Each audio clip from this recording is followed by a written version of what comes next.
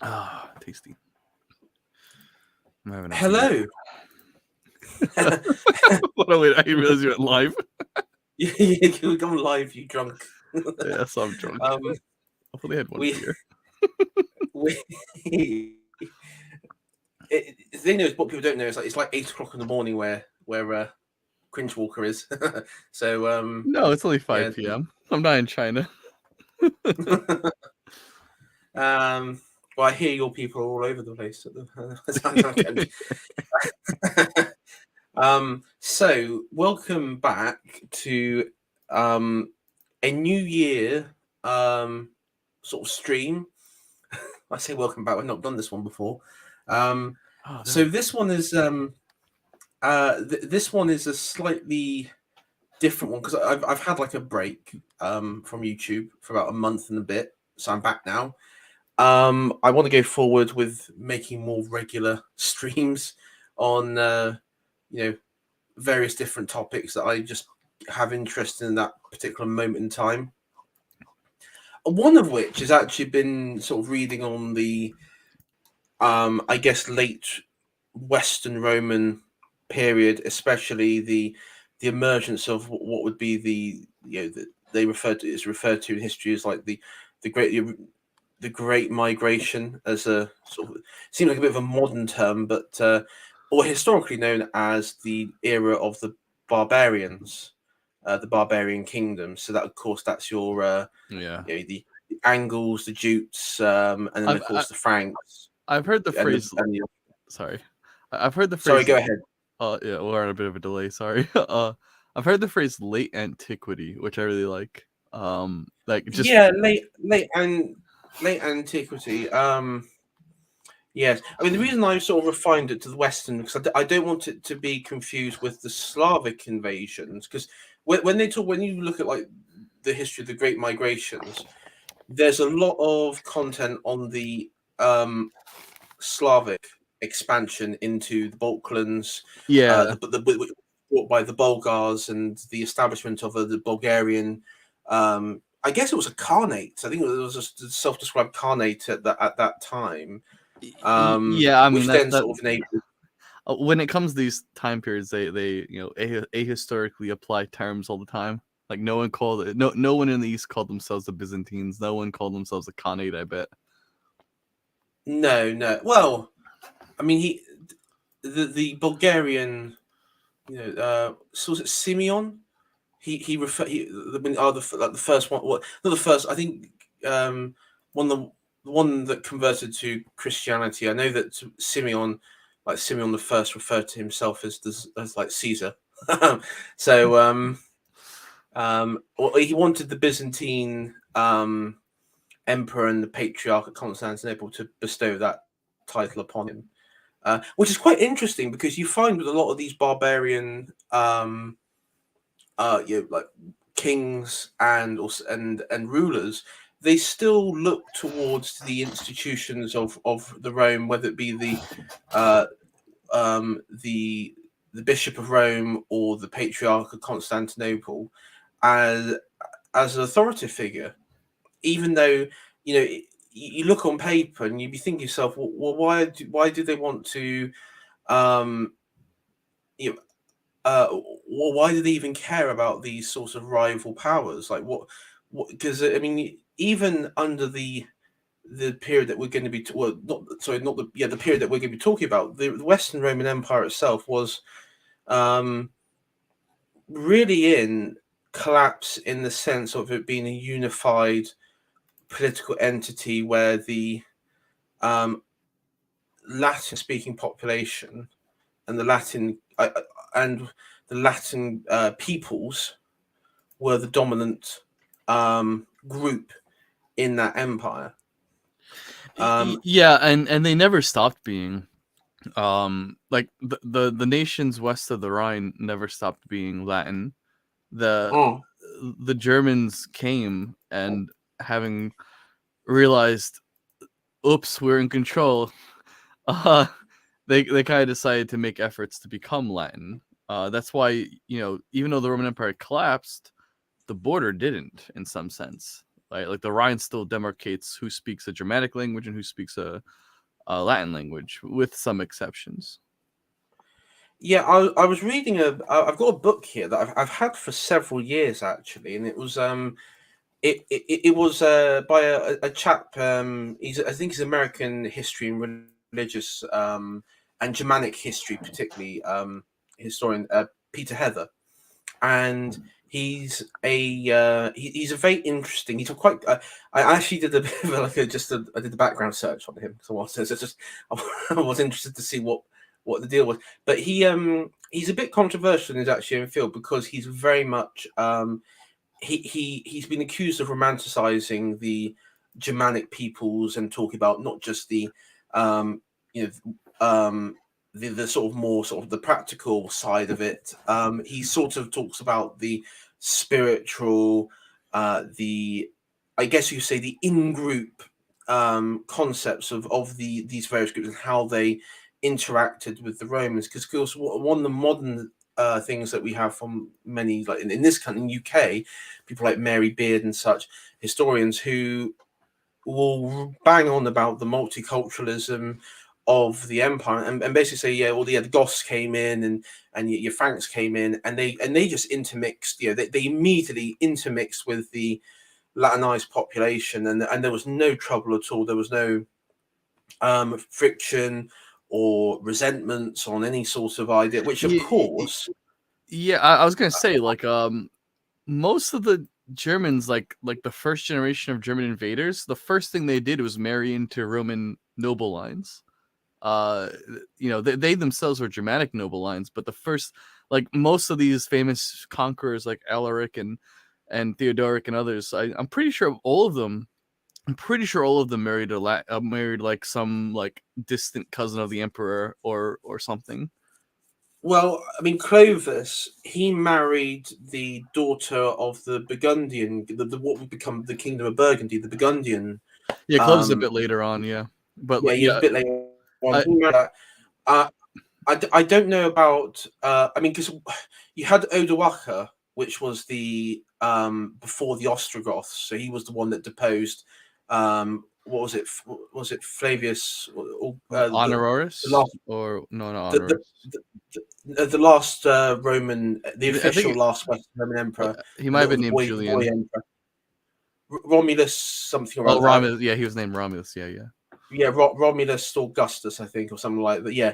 Odoacer, he was he was a Gepid, but they're still classed as Germanic in.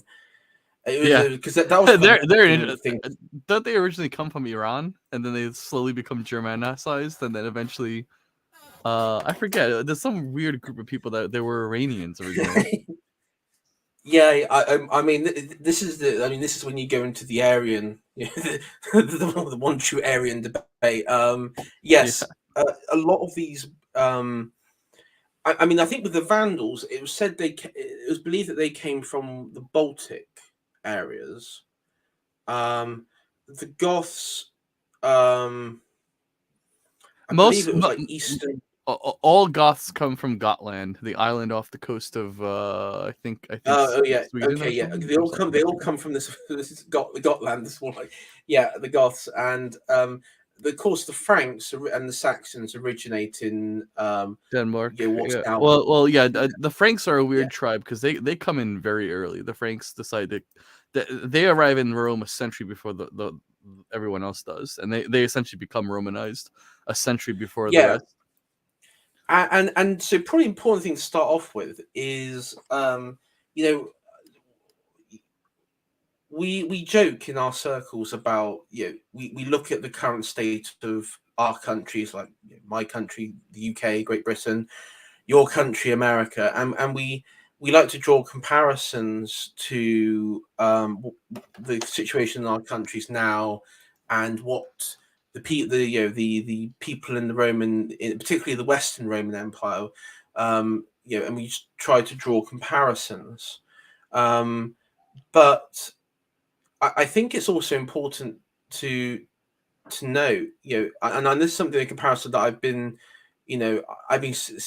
sort of thinking of is, towards the end of the Western Roman Empire, you had Goths, you had these Germanic peoples who, originally their purpose was to serve in the military, to bolster up the Yeah. ranks of It, the Roman legions. well, And as you mentioned, not only bolster, but essentially replace the legions in some instances. it did become the Feder. Yeah, I was going to say the Federati. Was it Federati? Yeah, Federati were the Federati were tribes Yeah. these are tribes that essentially became private governments. They were contract governors, so the Romans would contract a tribe to govern a region because they were like struggling. And this is not abnormal. The Romans had used Federati to govern Italy before they conquered Gaul. Usually, the tribes that they contracted were typically Greek or Latin, like the Sabines and other groups. As they expanded, they started contracting other groups of people, and eventually they contracted the Germans to be Federatistas of Spain, Gaul, and Italy. Eventually, it's important to remember that a Federatus is not an independent country, although it's granted a large amount of autonomy. Essentially, a Federatus is required to supply soldiers and taxes, and beyond that, they're free to govern the region as they please. Famously, the Jews were a sort of a Federatus. They were like not really a Federatus, but they functionally they were a Federatus. The King Herod was a Federatus tribe of Judea, and then once his contract was up, they basically took over directly. Because this King Herod, because he was an ally of Mark Antony and Cleopatra. Yeah, he was Grecanized, so he was considered a Grecanized Jew, and so he was like spoke Greek, knew the classics, was by all means essentially just like a Greek that worshipped Yahweh, like by every metric. Yeah, and there were people of apostles like Peter. There was an archaeological dig at his what was his ancestral home, and they found a lot of Greek artifacts, not just the sort of religious artifacts, but also Jewish and everything else. And it's believed to be that maybe it is likely that many of the apostles may have been Grecified. I mean, we know, for instance, Paul was definitely. I mean, he was a Roman citizen, so he was fully fledged. It's not clear, but he appears to have been like at least one of his parents was a Roman. It's not clear though. By the time of Jesus, Hebrew had more or less gone extinct outside of the temple, and people either spoke Aramaic, which was a leftover of the Persian Babylonian Empire. So like that Aramaic is essentially like the lingua franca for the Middle East at the time, or they spoke Greek from Alexander's conquest, and many people spoke both. Isn't it? I know that a lot of the Assyrians speak Aramaic. Aramaic is a Syriac language, I think, if I remember correctly. It's closely related to Hebrew and Arabic, but it has some unique qualities to it. Some books of the Bible actually written almost entirely in Aramaic rather than Hebrew, and you can barely tell the difference because it uses the same alphabet and has the same lexicon. It's kind of like Spanish and Italian. They're like basically the same language. Yes, that's quite. So what, I was going to say just I'm going to be I'm just going to be like incredibly autistic. Just point the direction of the conversation and I'll babble about it. Yeah.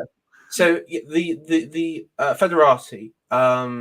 So these Germanic warriors came in contact with Rome. Now, to start off here, as we mentioned, that these sort of Germanic groups that like the Goths was a collective term for many tribes that existed. Yeah, was it beyond the modern day Hungary, the border with Roman Pannonia? Is that was Pannonia was the land given to the Goths when they fled into the Roman Empire. Right. Well, earlier. So like there are Goths that went into the Roman Empire early, and then there are Goths that crossed over in 406 AD, and these are kind of like distinct groups of people. Eventually, they get divided between Visigoths and Ostrogoths, but they're basically the same people group. Just like, it's kind of like how sometimes in Chinese communities, they Chinese Americans differentiate between the Chinese that came in during the Ming Empire or whatever empire was before the communists, and the Chinese that came in after the communists, and same thing like Russians that came before the USSR and Russians that came in after USSR. They're functionally the same people, but they have distinct cultural experiences. And because of course they came into Pannonia, there was also spillage into Dalmatia as well. Greece and other places. Yeah, and yeah. what's quite interesting. Sorry, I want to say, like, people forget before Rome was sacked, Greece was sacked by the Goths. Like they raided the whole entire. Yes. Like that, there were Goths marching through Athens, burning the place down, and everybody forgets this. Like the Eastern Empire almost fell first, and then they reorganized and survived. Yeah, because what didn't Alaric? He wanted to settle in Thrace, wasn't it? That was originally so.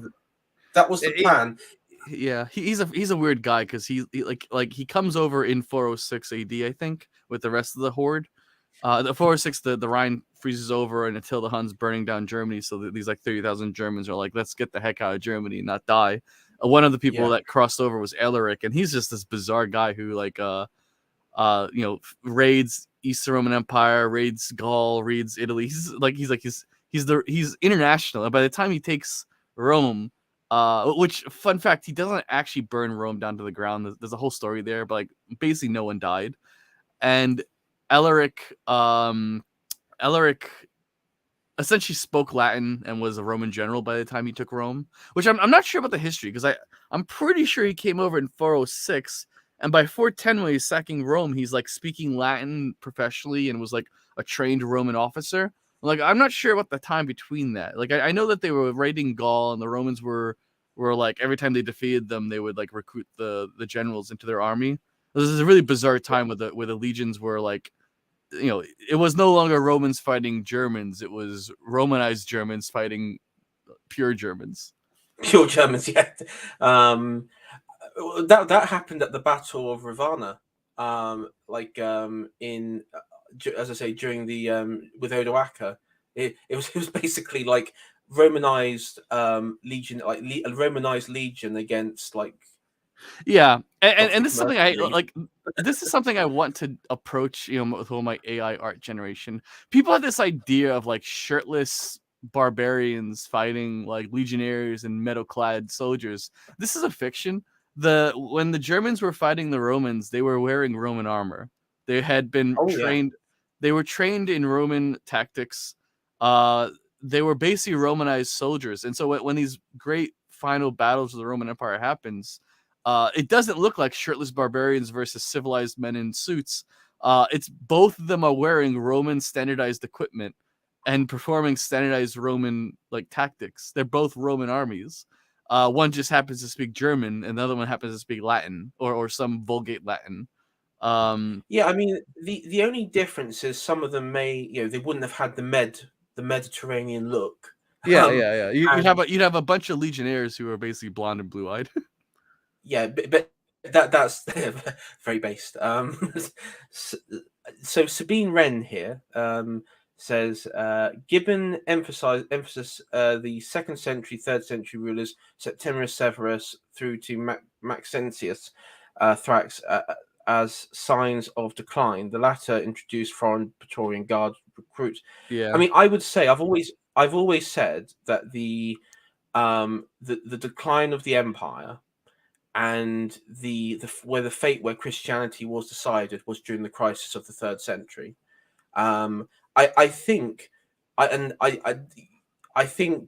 if Gibbon was around, he might agree with me on my statement here that I think the Christian, I guess you would say, what it wouldn't be church fathers, but the bishops at the time who were well established in urban centres around the Roman Empire, there was they knew by when they had these sort of three-way civil war during the crisis of the 3rd century, they knew that was their time to strike, and because you had a complete breakdown this was like the first breakdown in Roman authority in many provinces, and also it was the first time during the crisis of the 3rd century that the Germanic I wouldn't say hordes, but you had Germanic raiders crossing into Roman territory in being unchallenged. Yeah, yeah.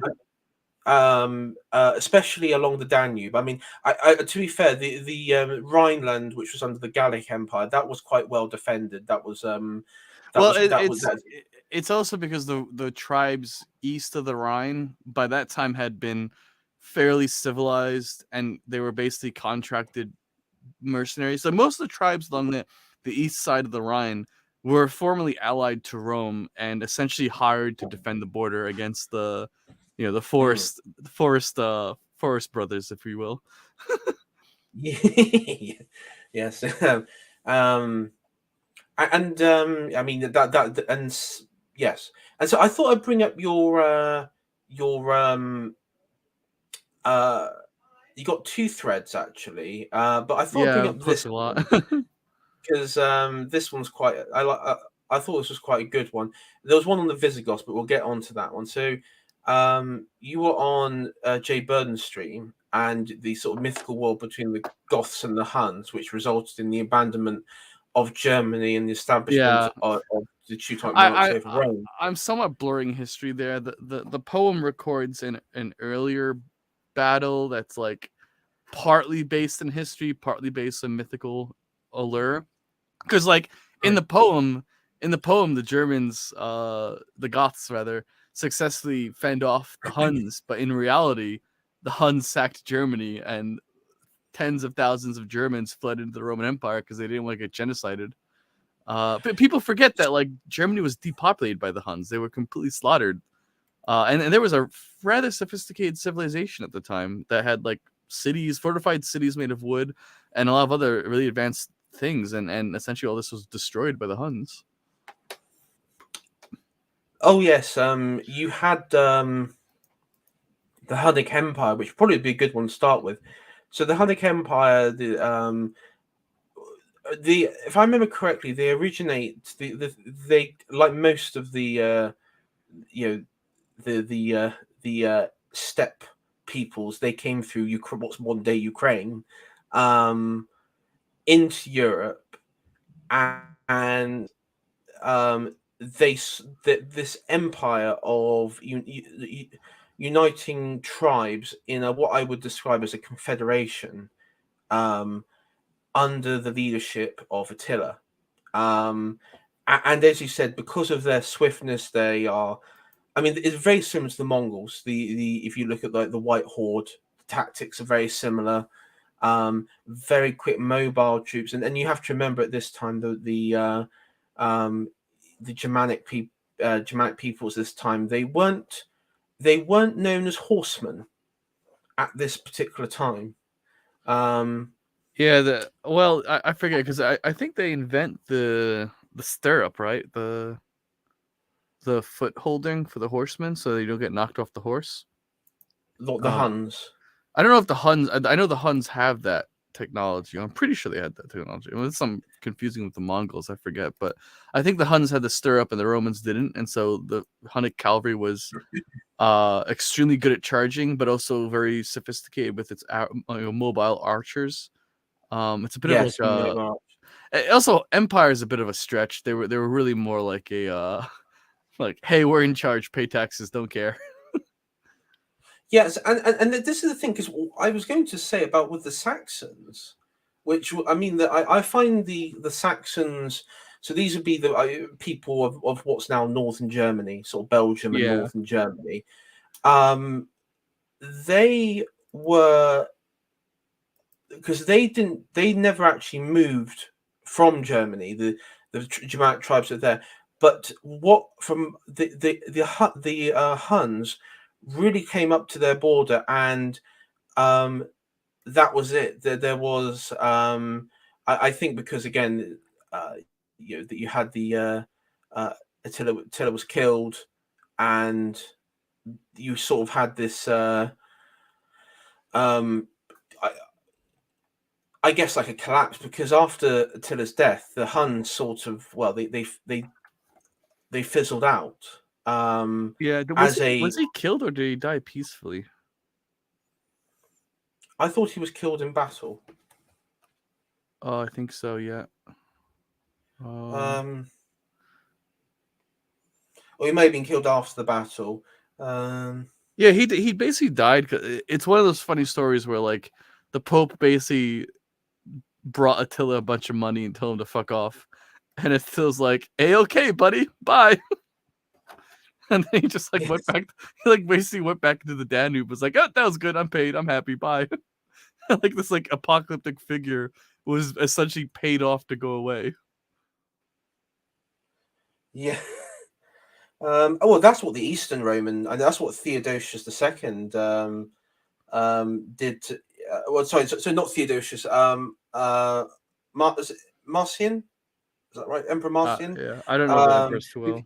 Because he was the one that was giving Attila all the money. Because Attila was, remember, like the Visigoth, like the Goths, like particularly the Visigoths under Alaric.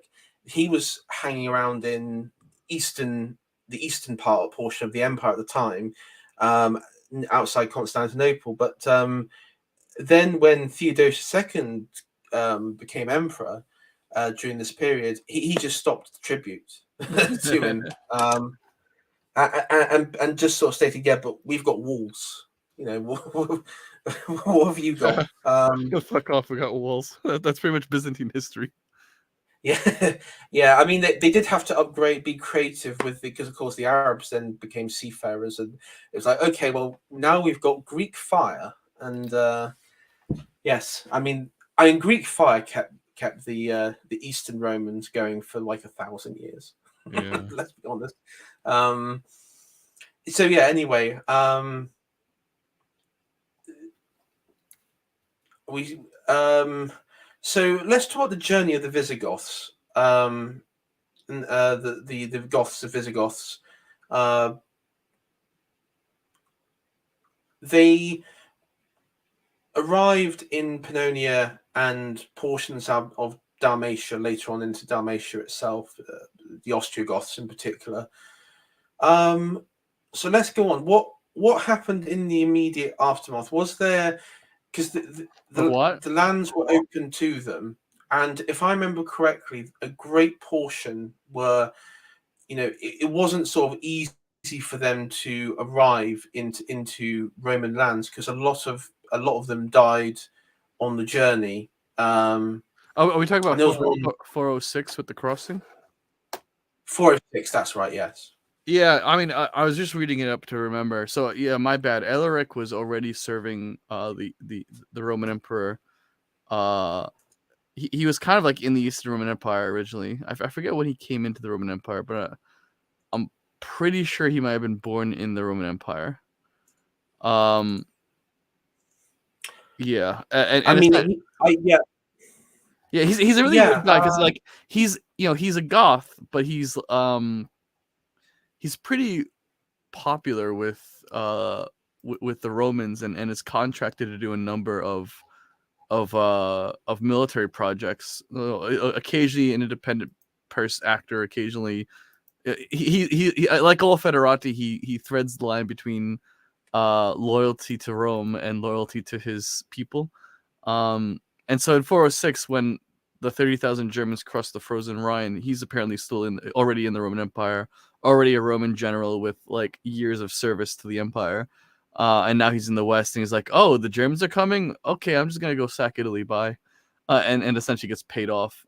Alaric is like this, like you can imagine him as like almost like a borderline pacifist when it comes to war, because he basically runs his entire ship as like, all right, boys, we're gonna ask them if they want to pay us not to murder them, and if they do, we're done. And pretty much every time, instead of sacking a city, he takes the payment. The sack of Rome in 410, like 4 years after the crossing of the Rhine, that was essentially because the Senate was getting tired of paying him off after like several times he's done this. And then the slaves were like, we don't want to deal with war. Just open the gate and let Alaric in, pay him some shit and get out. And so like Alaric comes into Rome peacefully. There's no war. There's no battle. There's a siege, of course, for years. But he comes into the city peacefully, and essentially his sack was he went to the pagan temples and smelted their gold down for coin.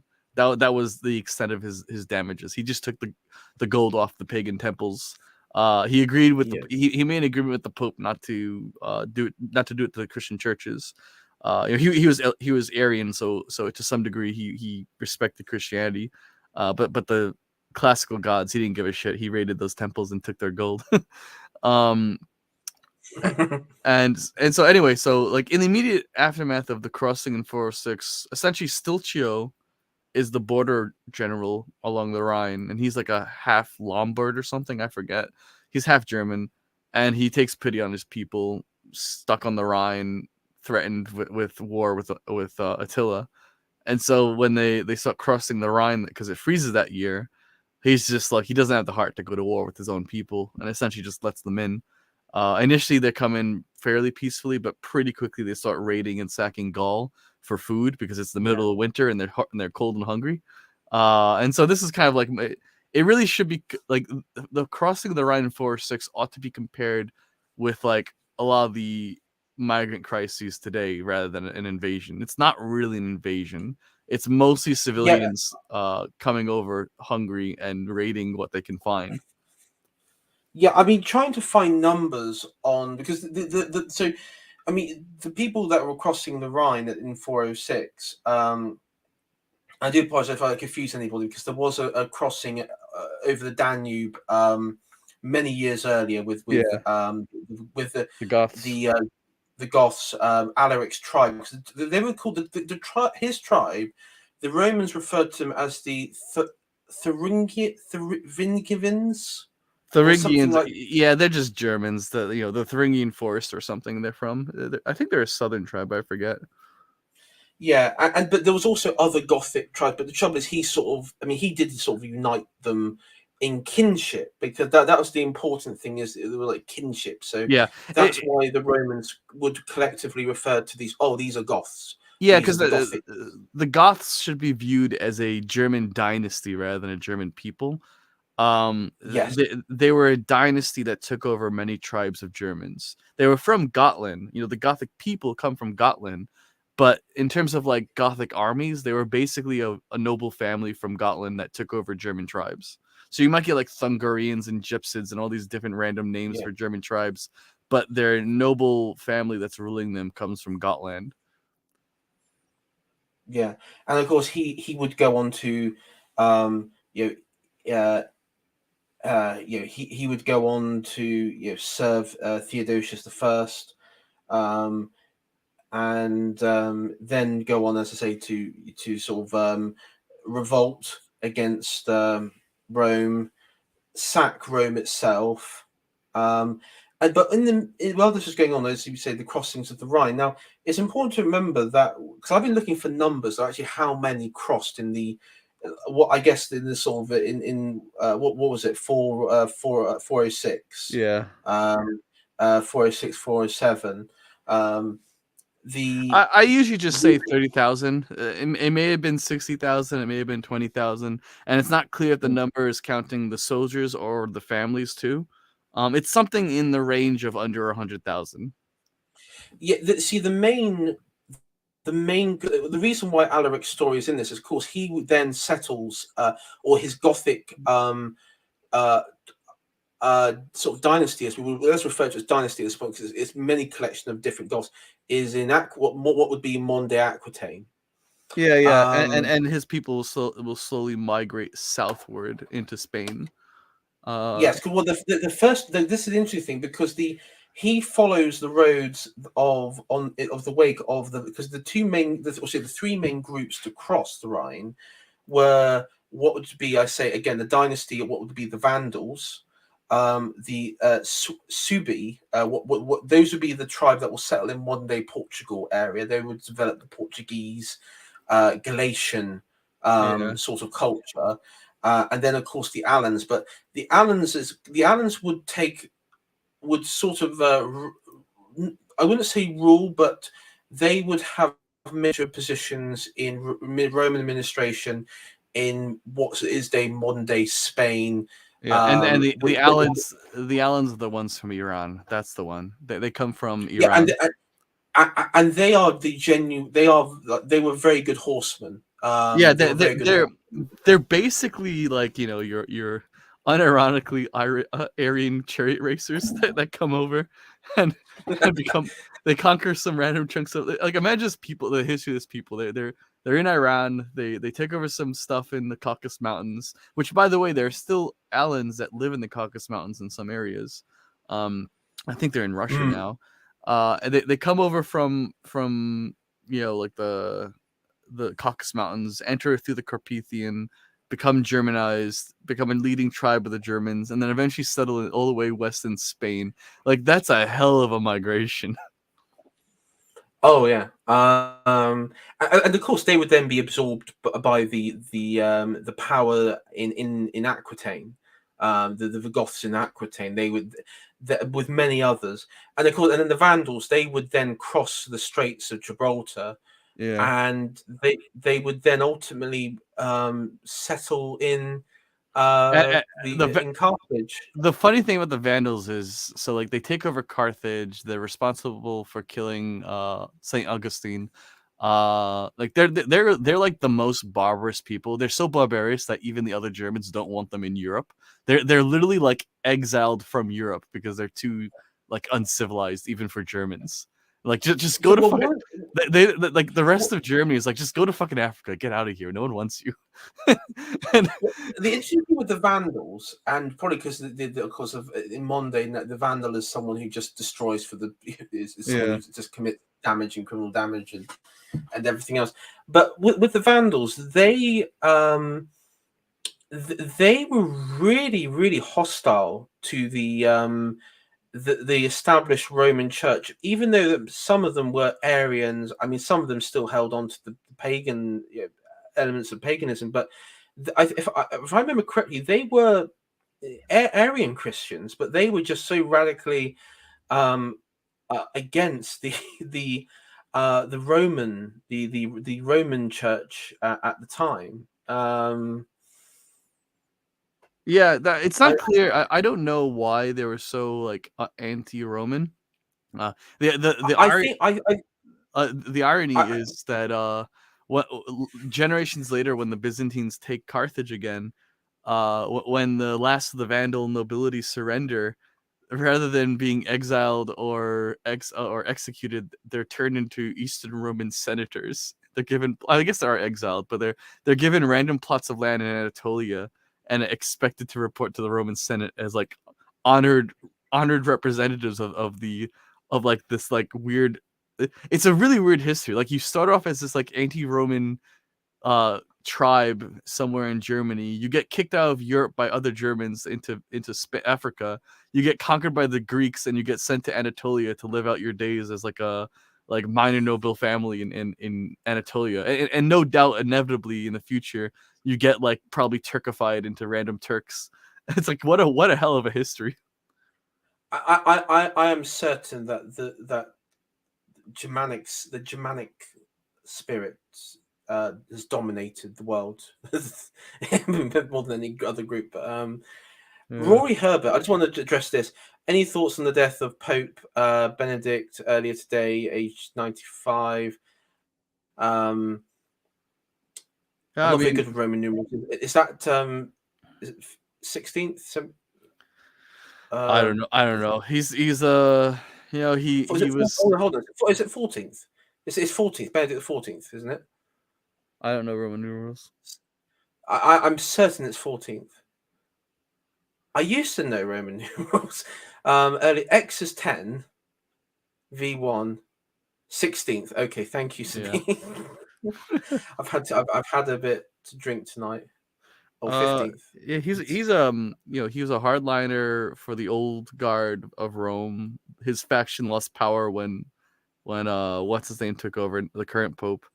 I can respect him for writing some pretty good theology, but as a Lutheran, I'm something of a pro-Catholic Lutheran, if you will, anti-papist Lutheran. I don't know what you'd call me. I'm basically just like I like to call myself Catholic who likes Lutheran.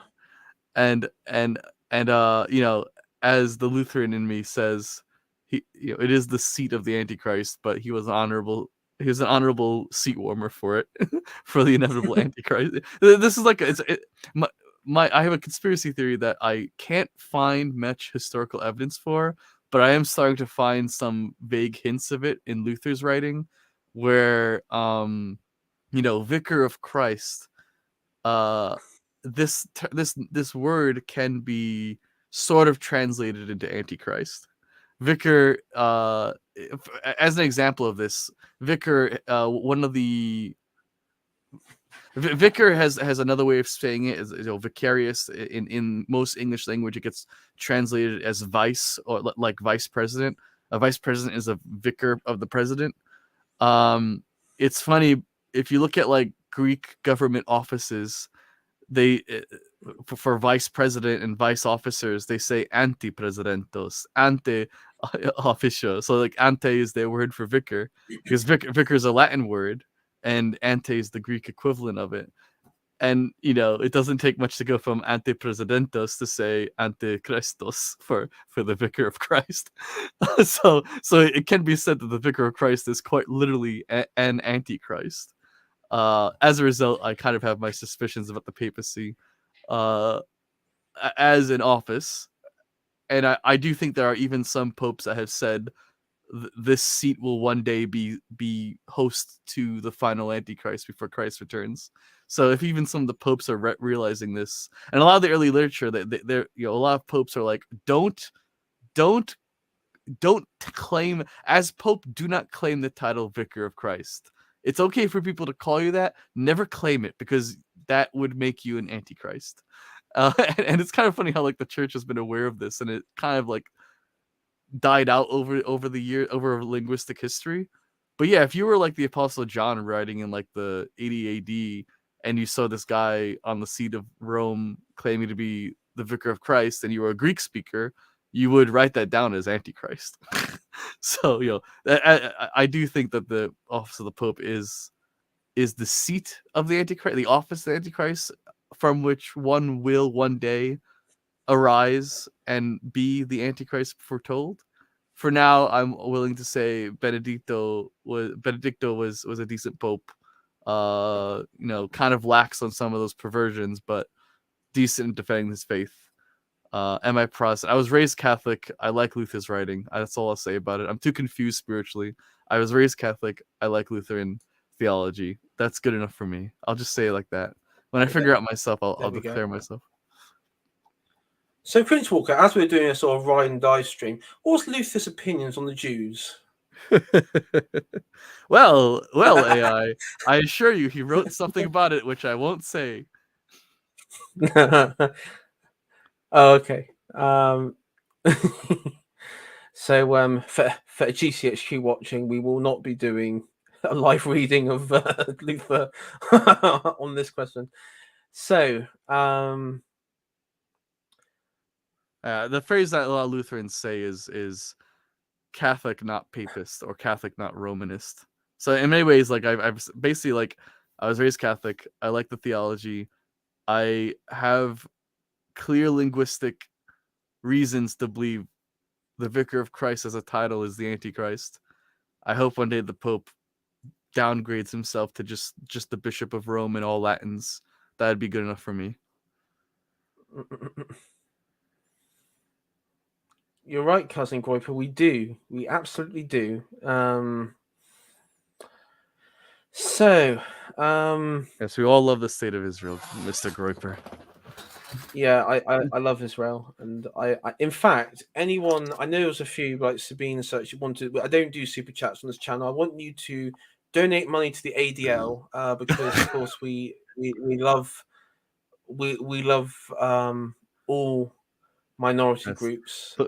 Please donate all money. Some more than others. Please donate all money in the form of either rubles or euros, no dollars.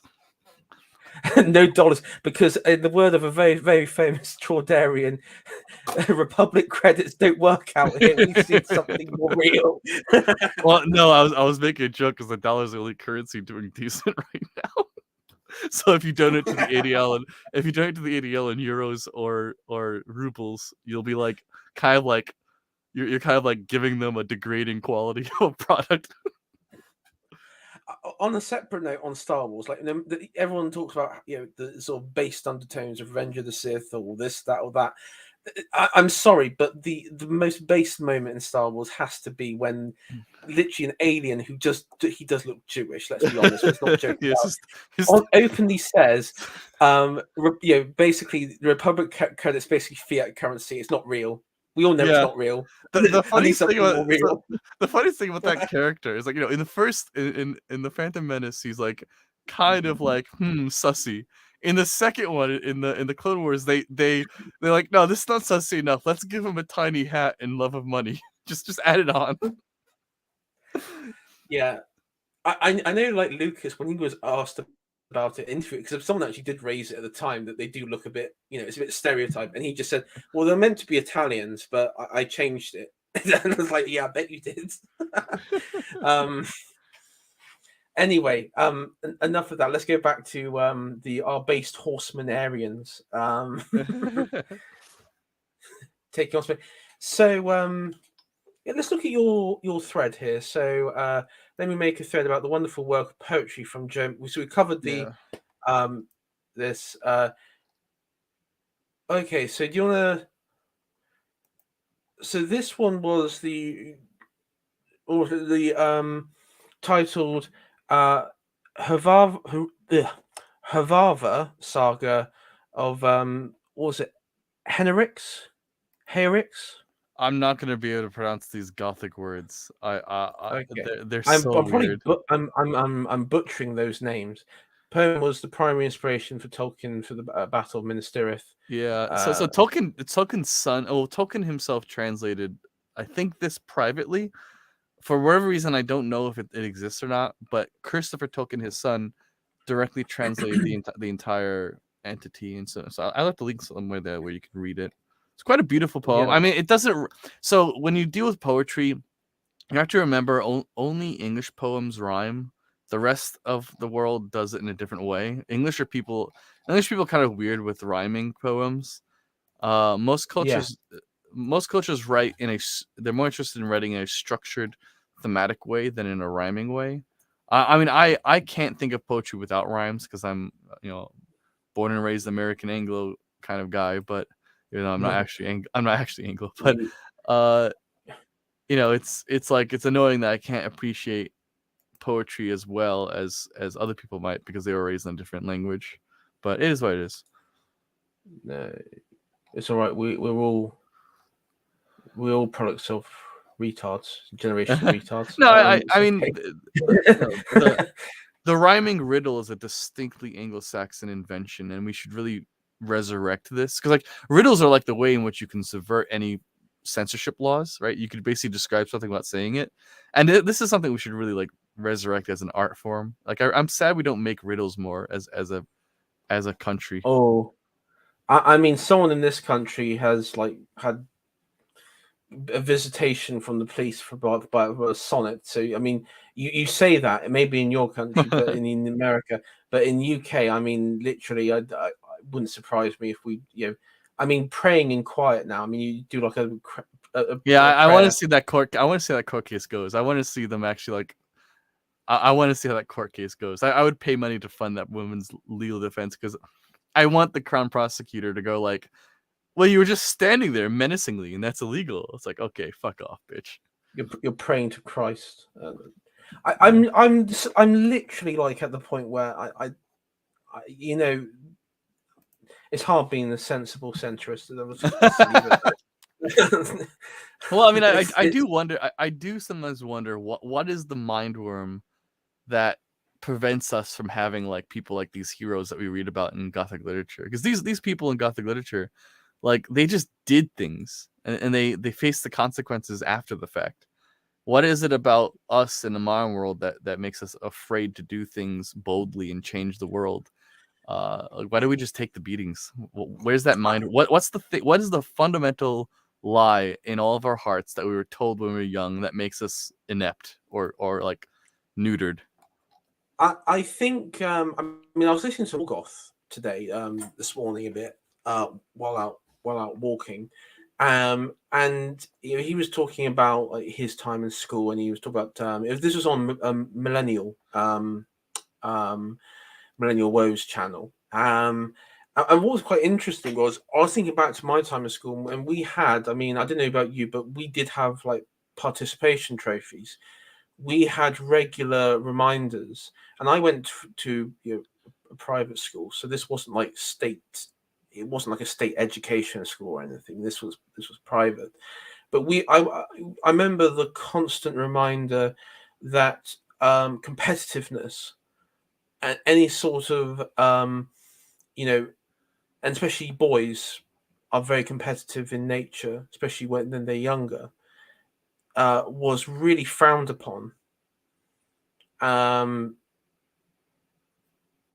when you're bringing up a generation in the whose elders are those from the hippie generation of the 60s, the boomers, let's say, and then you have the sort of like the parent, maybe even parent generation who just after that now, is it any wonder that they're neutered?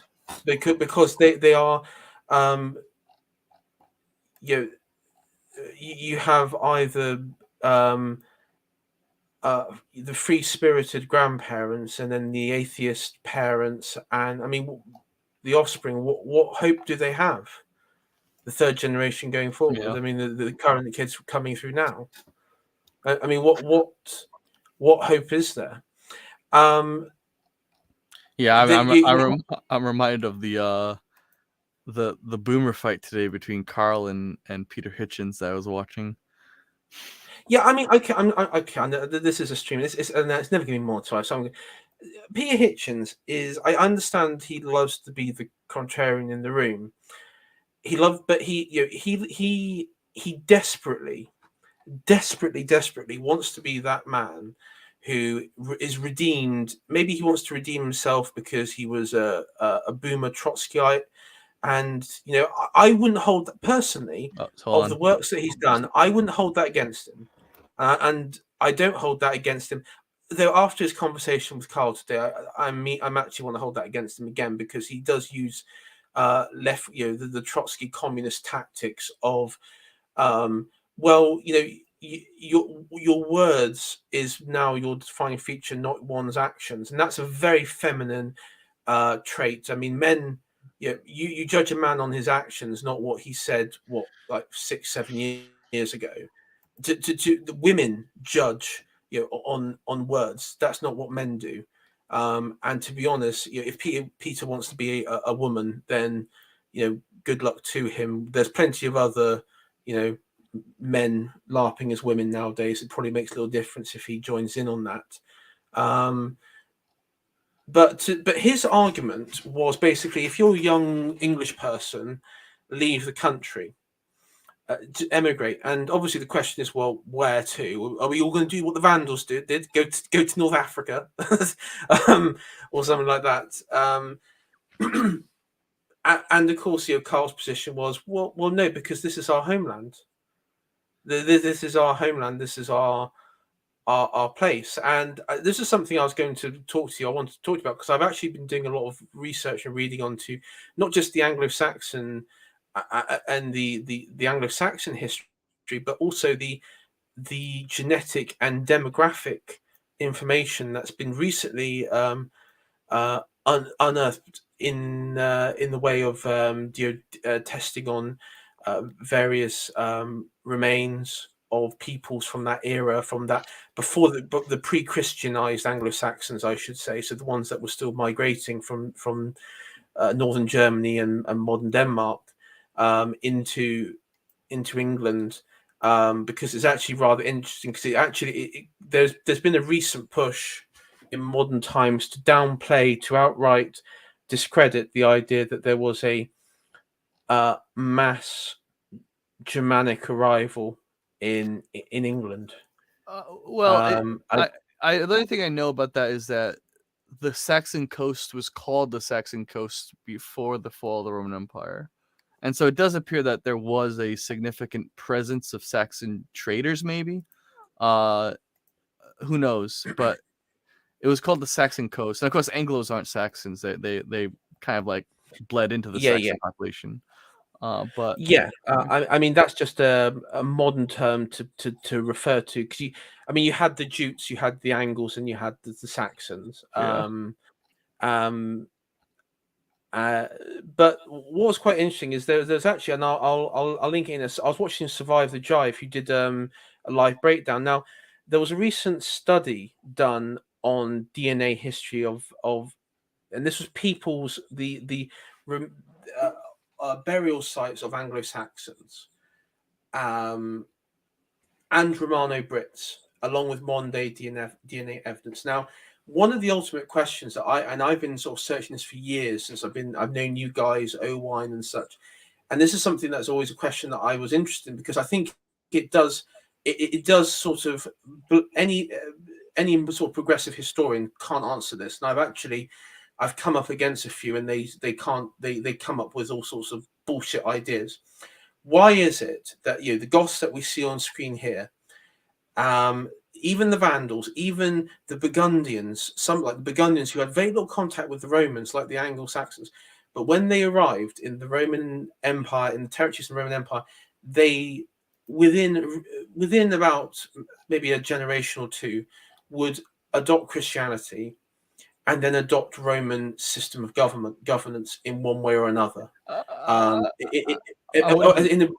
Yeah, In administration, that is. I wouldn't say in the governance itself, but in the bureaucratic yeah. structure. Well, yeah, they Yeah, always yeah, kept their German traditions at the higher ups, but they kind of plugged yeah, that into the Roman leadership. yeah. I say I didn't mean actually like in in the government structure or anything like that. But with the Visigoths that occurred, that did occur with the Franks. Absolutely, I would actually say probably the Franks were the ones that were very much influenced by. I mean, you had very powerful bishops in Gaul at the time when the Franks arrived. I mean, I think about in Lyon, Saint Wilfrid of who was a Saxon. Um, Sort of missionary. It was a Saxon Christian who would help promote and sort of keep Saxon kings to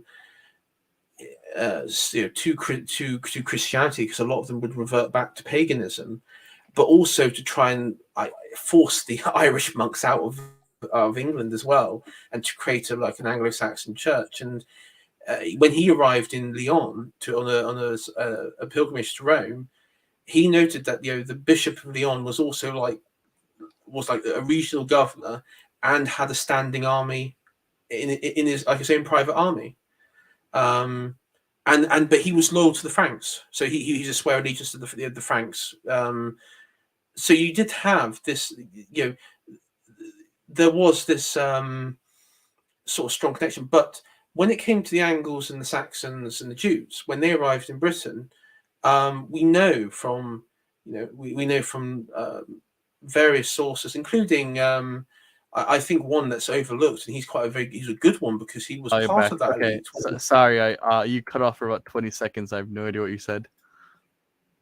Oh, I see. From one source that I that of Roman Britain, just before the arrival of the Anglo-Saxons, which I think was we can sort of judge, was Saint Patrick, and he briefly talked about the um, his family and his father's role in what I would say sort of the Romano British. Uh, I wouldn't say nation, but the Romano British state. Yeah, Um, the After Pentocracy, the or I forget. It's like multiple kings for a single entity. Um, Yeah, but the political structure was around the church at the time, and that under that time, under Saint Patrick, is Roman Britain was largely Christian at that point, according to him. And there does, and in this DNA and this study that I was looking into, actually backs it up, because they did at the time.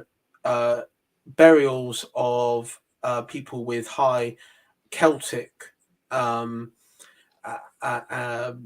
DNA strands were the ones in Christian style burials, with the ones with higher Germanic DNA were obviously in pagan burials, pagan style burials, and this would be affirmed with artifacts and things buried with them. But with the replacement, because of course when they came in, the church, all these institutions which survived and sort of would in many ways competed in Europe, it totally collapsed. And the reason why I think it collapses, as we said, if you look at the numbers, there were very few Visigoths compared to the population in Spain, and there were very few Franks. I mean, the Franks were a majority in what was, I guess, northern France. Yeah. In what I guess say like Belgium, Walloon area, there was a very high concentration of the Franks because that's where the Salians came from. And in Italy, the Lombards, it was a bit different because Italy was quite depopulated with the Justinian plague and the Gothic wars. There was a lot of depopulation there, so but even then, central Italy still remained largely Italic. It's hard to say about Italy because genetically today they're most similar to. Genetically today, Italy is more similar to Germany than to Spain or France, which is kind of funny. Northern Italy is very Germanic. I would say northern Italy is Germanic. But with Roman Britain, these institutions just collapsed. They collapsed. And I know you have like the mythical tale of Arthur and also the two Saxon Anglo-Saxon warrior sort of. Was it? I can't. My mind's going blank with these names. Herson and Hawkson or something. No idea. It's that's sort of like the mythical tale of the sort of invasions. But it from the stat that I was looking at, it actually shows the reason why the collapse happened is there was a genuine population replacement by Germanic peoples arriving in Britain, to the point where there was in Hersa, that's it, Hersa and Horsa, that's right. Thank you. There was a genuine demographic replacement. There was showing intermarriage, but it shows that 70% of the Romano-British population was replaced by Germanics. Yeah, and that's crazy because one of the things you have to remember is that when Rome abandoned Britain, the cities were actually pretty huge. I might have have a I'm wondering if I still have I have this folder that I collected years ago. Half the websites I got it from are dead now, but it was essentially the city maps of all Romano-British cities, and you realize that these were cities in like over 100,000 people in population. So population of Roman Britain was probably over 1 million people. It's kind of huge. And when Rome abandoned it and it couldn't feed the people and the cities were practically abandoned, that was a loss of population either from death or migration of hundreds of thousands of people. And essentially the void left allowed the Anglo-Saxons just come in and take it. Wales was actually a legionnaire retirement home. And so a lot of the people there had a martial tradition and they were able to defend themselves, whereas the rest of England was essentially just like urban yuppies that couldn't defend themselves and the Saxons just took over. Yeah, the interesting thing is I was looking actually I did have the stat of estimate population. Now, it believes that Roman Britain population peaked at 4 million. It's huge. Can you believe how huge that is? I know, but even when the Romans left Britain, they still reckon it was about 3 to 4 million anyway. It was Rome abandoned Britain, and most of the upper class left with the legions, and then the middle class and lower class people stuck in the cities had to figure out what the heck to do. There's that famous letter to the Britons from the Roman Emperor, like, seek your own defenses. We're out, right? Like, it wasn't, Britain wasn't lost; it was abandoned. Rome simply needed those legions in the heartland. There was always this, and that's, yeah. I was going to say, and that's when the the church and the institutions that obviously remained took over governance of. I'm just trying to find a map of like London in the 5th century. I found my folder here. I have you might like this. I think these are all to scale. I'm gonna if you don't mind me if you don't mind me screen sharing onto this, I can show you. Yeah. Where is it? Sure. Oh, there Do we you go. want to send it over? Yeah. Is it present? Share screen. Window of my folder. Share. Okay, so this is my little map I made a while ago. I used to have the images for it, but this is essentially all the major Romano-British settlements put to scale. So you can see over here Londinium. This is basically Westminster. You might find some of these rivers familiar along the Thames. Isn't that the city of London? Londinium, yeah. I don't know. No, Westminster. Sorry to correct Yeah, you. no, you're right. Westminster was established by the Anglo-Saxons along the side of the ruins of the city. Yeah, to the west. If you go to the left, it's that's yeah.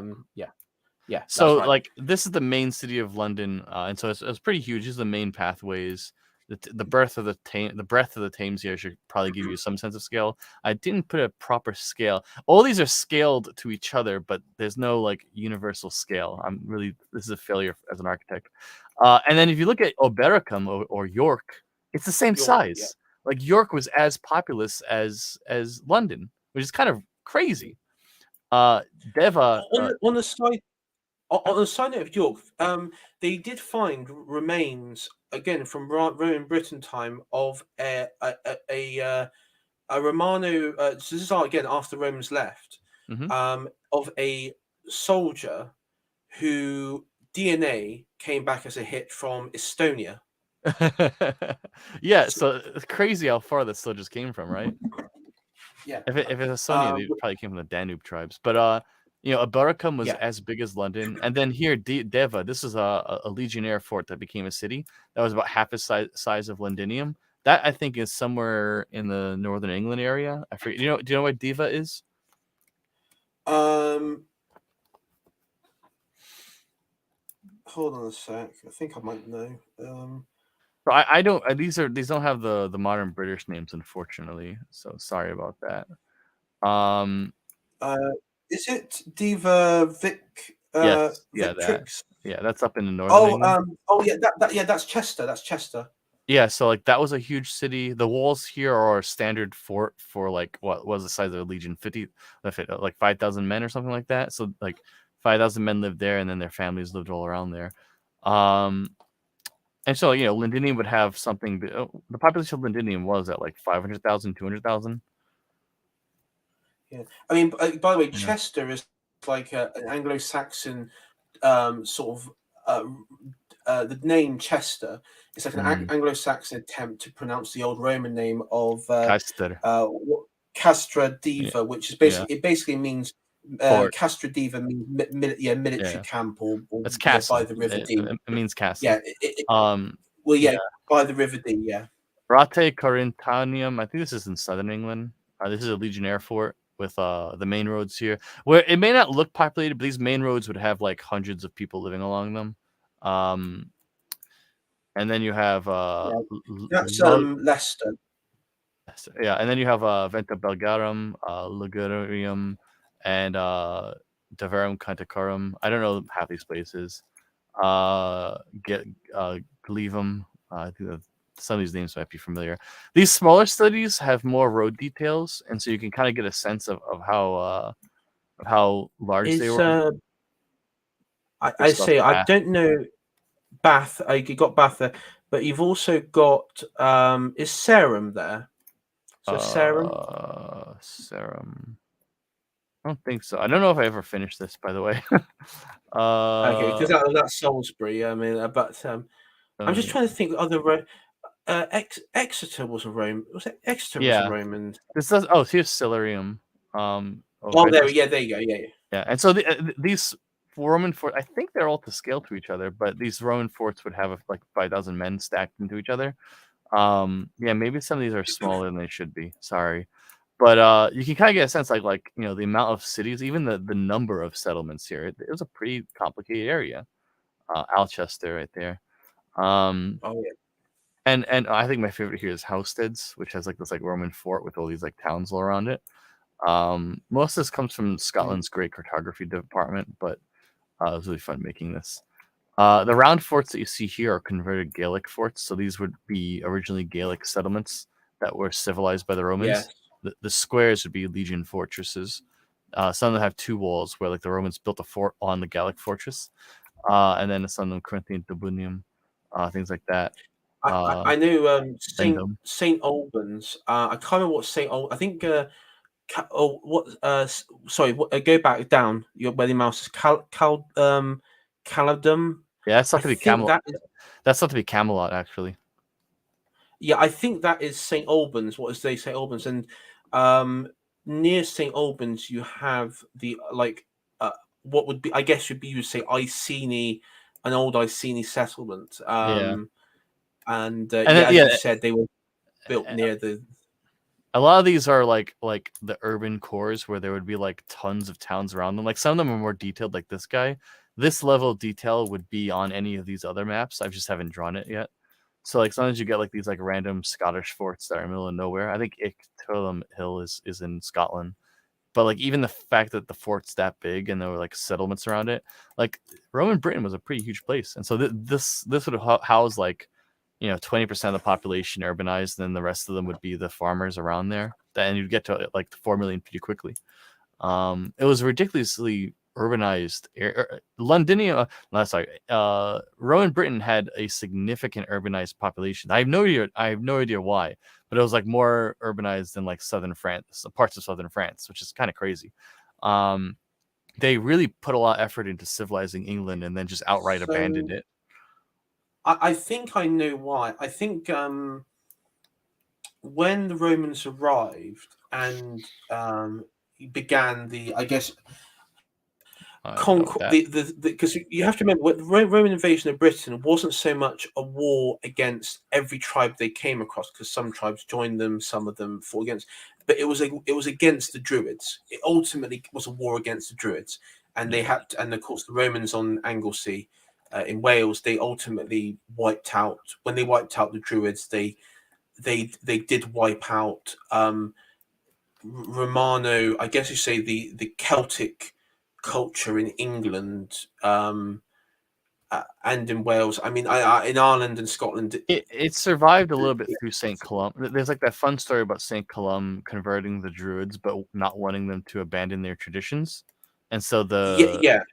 The monks of Saint Iona continued in the monks of Saint Iona, the monks of Iona Abbey were essentially Druidic Christians. They didn't adopt a Latin tonsure. They didn't adapt a lot of Latin anything. They could write Latin, but they were basically Druids who believed in Jesus, which is kind of a fascinating little story. Those monks in Iona would go on to write Europe's first books and Bibles, and essentially are responsible for converting continental Europe from Arianism to Catholicism. And so, in many ways, it can be said that the Druids saved Europe, which is it's kind of cool. It's really cool. And if you actually go to Iona, I've been to Iona out in the Scottish Highlands. I've been there as well. It's Yeah. it's so beautiful, and it has like that weird tropical vibe despite being so north. And it's at least when I visited, it was like a pleasant 60 degrees in the middle of December, which is kind of surprising. Warm water currents and all that, but like you can imagine these. You can also see like Viking burial mounds not too far as well. Yeah, the Vikings raided there too. Yeah, and I've also have you been to Lindisfarne at all? I don't think so. Is that on Mull, or is that some... Northumbria in England? Oh, never mind. I haven't been to the in between. I haven't been in Northern England yet, unfortunately. Okay. I saw the castles though. I saw the castles traveling to Scotland on the train, but I didn't stop. No, I know Lindisfarne again. It's I mean that was a very important place for Anglo-Saxon Christianity because I mean it was founded by, I know it was founded by Irish Christians, but it became like Whitby, not too far as well, became like a focal point for where the Anglo-Saxon Christians under Wilfrid basically said, or Saint Wilfrid, Irish Christians, get out.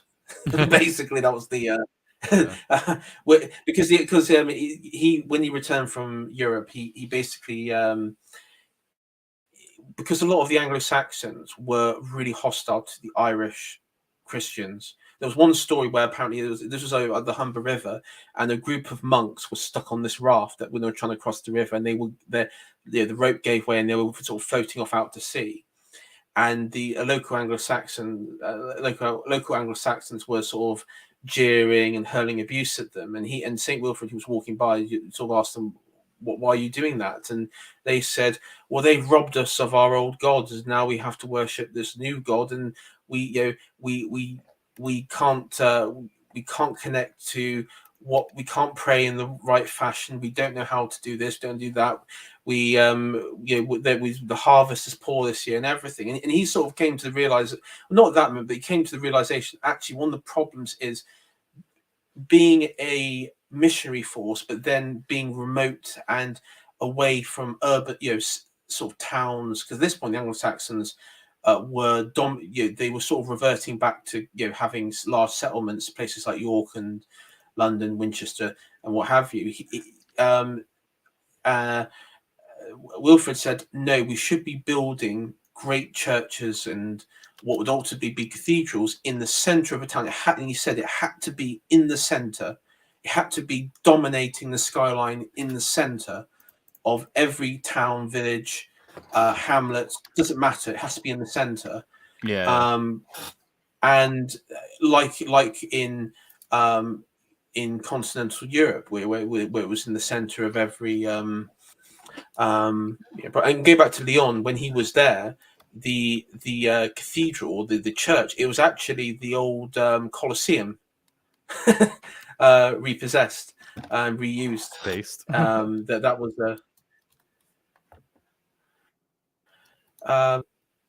so yes. That was I mean that was so that was an important step. I was going to say, so I mean, yeah, going back to my original bit is because, of course, the Goths and the Franks, they would adopt, they would create, they would carry on many of the Roman systems of governments, with like the bureaucracy nature and the church, and even in some regards, even the military. There's the types of military. There would still be that continue, and then also, I think back to remind me of the Ostrogothic Theodoric, the Ostrogothic king Theodoric. Yeah, right? He ruled Rome after Odoacer, I think, or before Odoacer. I forget. Yeah. Theodoric was Theodoric wrote those letters I was posting where he was really into rebuilding Rome. Like he believed that the Goths were he believed that the Goths had inherited civilization and had a moral responsibility to maintain it. And so he you might be surprised to learn he reinstalled the power and authority of the Roman Senate. And so the Roman Senate ends up outliving the Roman Empire, which is kind of hilarious. I do like, I do like on them on that point. I do like because he wrote to Emperor Zeno and basically asked him, can you officially give me legitimacy? And I think Empress Zeno was like, no, there can only, but I'm the only one. So I mean, and so that was quite interesting. And I mean, what again? It wasn't until Justinian that you know, the time had come to reclaim,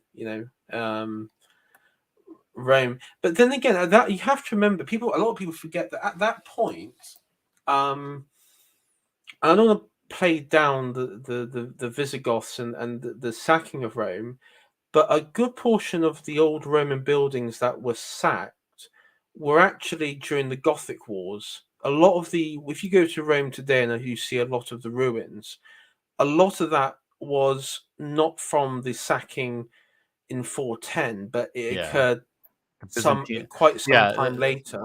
The Greeks destroyed Rome, not the Germans. Right. This is one of the hilarious things about history, is that like you discover that the Germans cared about civilization more than the Greeks.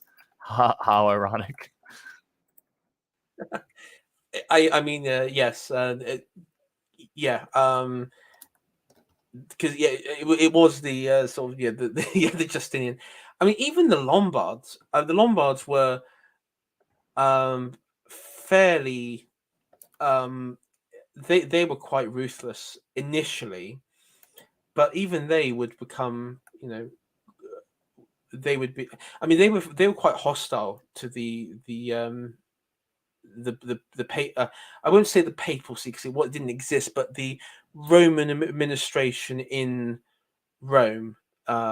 If that makes sense. It sounds ridiculous. I mean, there were a lot of issues, and eventually the Romans, eventually the Germans held the Senate hostage, and the senators were killed. But no one missed them.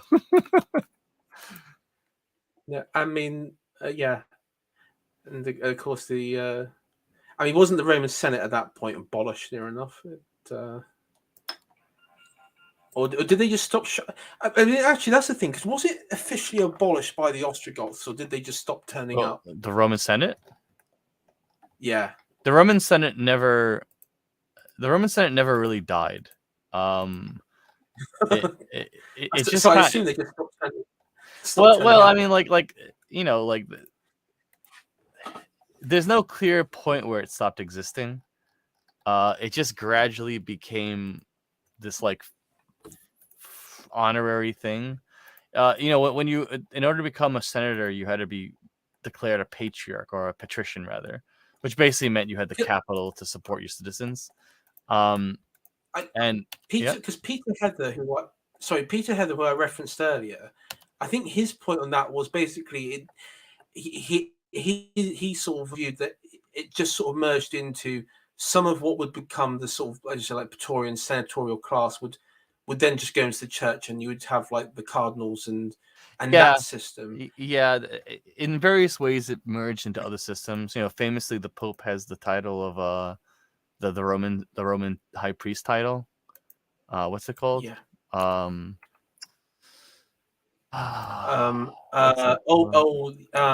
Pontiff. Yeah, Pontifex Maximus, which is the official high priest of.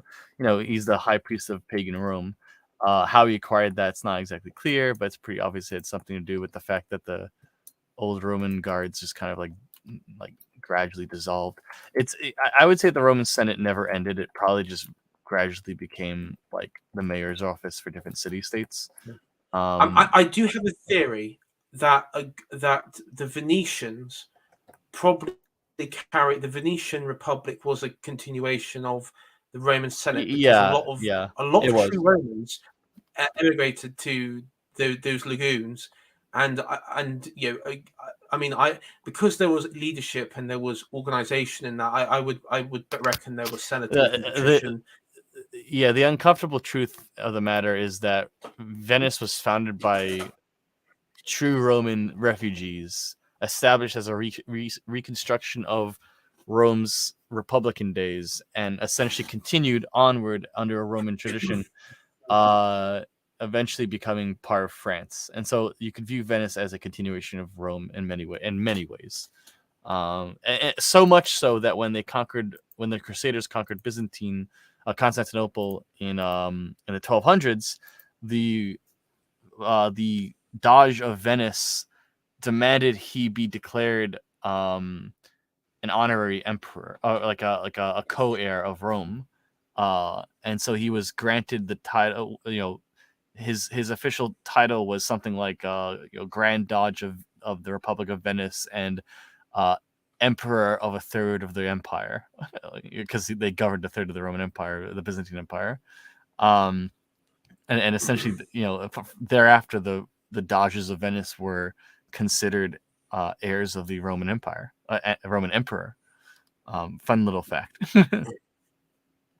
Yeah, I mean, they were always seeking, because one of the things was when the Lombards invaded, because you remember Justinian, Belisarius, conquered it. I mean, even after back and through, he was successful in reconquering what is modern day Italy, including Sardinia and Corsica in that effort, along with the Vandal kingdom in North Africa.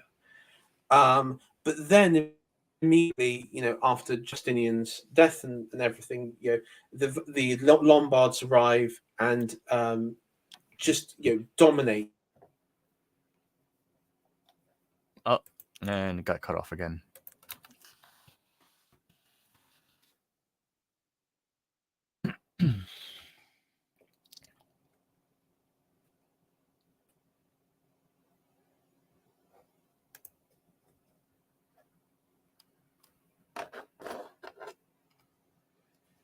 Test.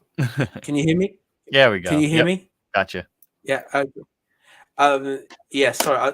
But the Lombards, ultimately came in, and in a very sort of, if you look at the map, it was very bizarre sort of style of conquest, because they would dominate sort of northern Italy, but then they'd move into central Italy, and then they would like set up and then you'd have like a Lombard sort of duchy in Benevento in the south. I think so, yeah. And then in Naples as well. It was rather interesting, the sort of what happened there. Hold on a second. I'm getting yelled at. Hold on a second.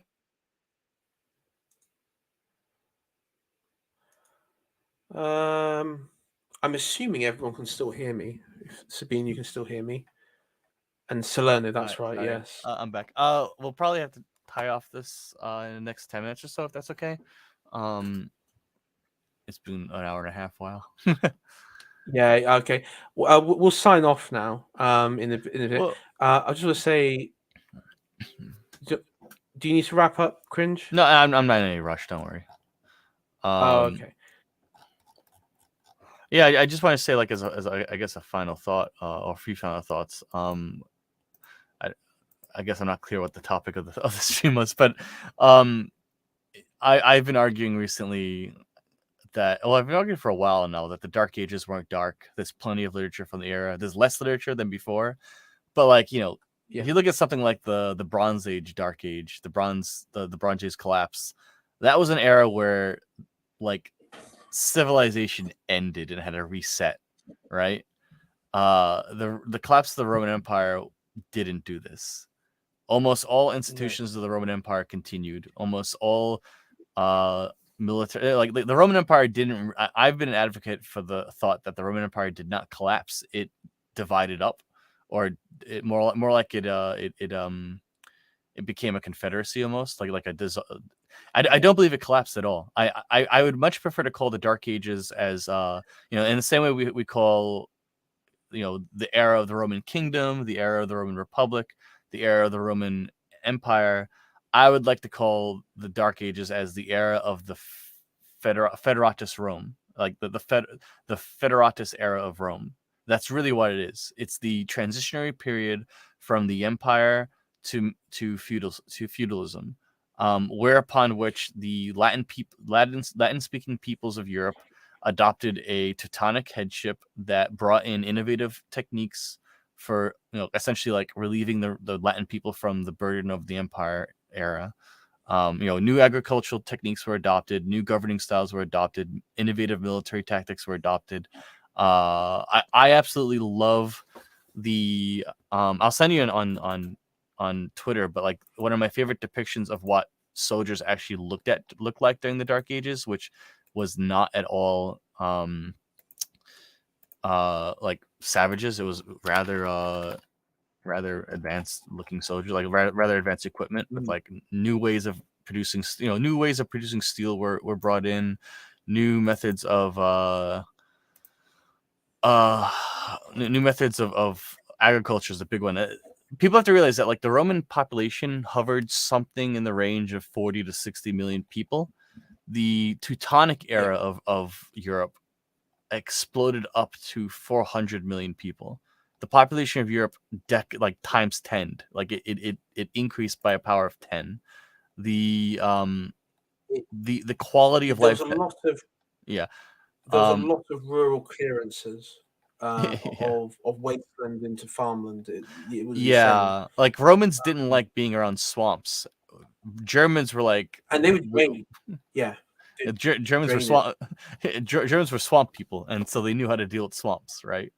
Like the Romans, they looked at the lowlands of the Dutch as like uncolonizable mess, whereas the Germans turned it into a country, which is like all you need to know. Here, I sent you on Twitter an image if you want to bring it up.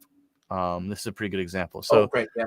So that image that I've just brought up, that represents the military standard equipment for pre-Charlemagne French soldiers, mostly southern France, but like they maintained a very distinctly Roman-looking style.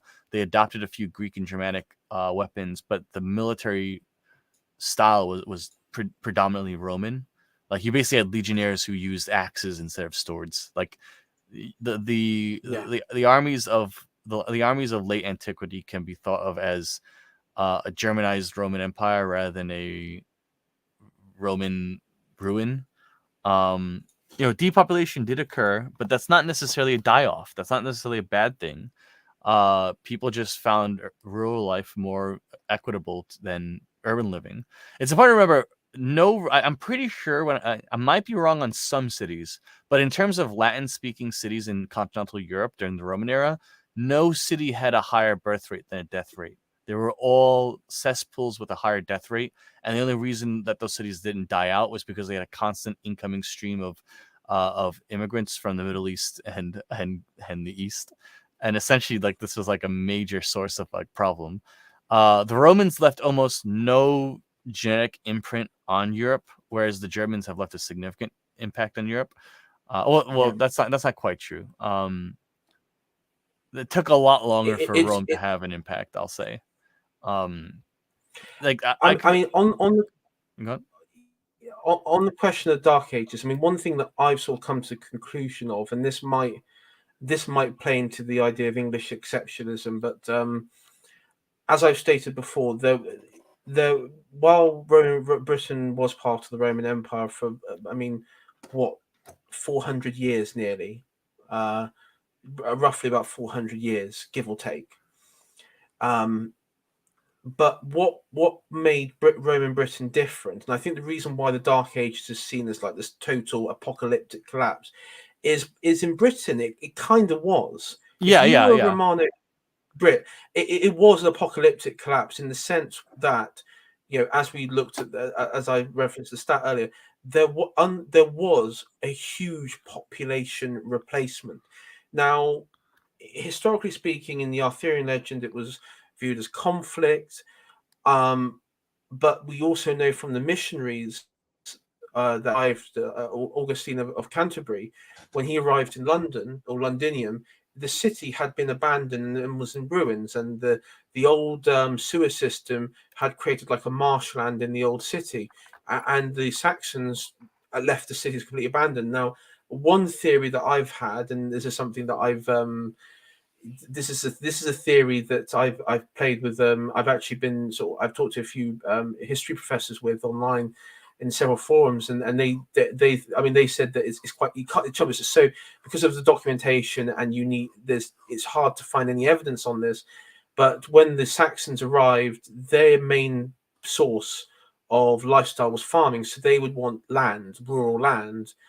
The Romano Brits stayed in urban cities, but then, of course, at the time when the Saxons were arriving, you had the Justinian plague, which we know spread around the Med, but also also into places like Gaul, Spain, and very likely because of the trade network with tin in Cornwall, and in Romano Britain, there was still trade going on, and we know this from burial sites where ebony bracelets and stuff were found in sort of early Saxon England from the east.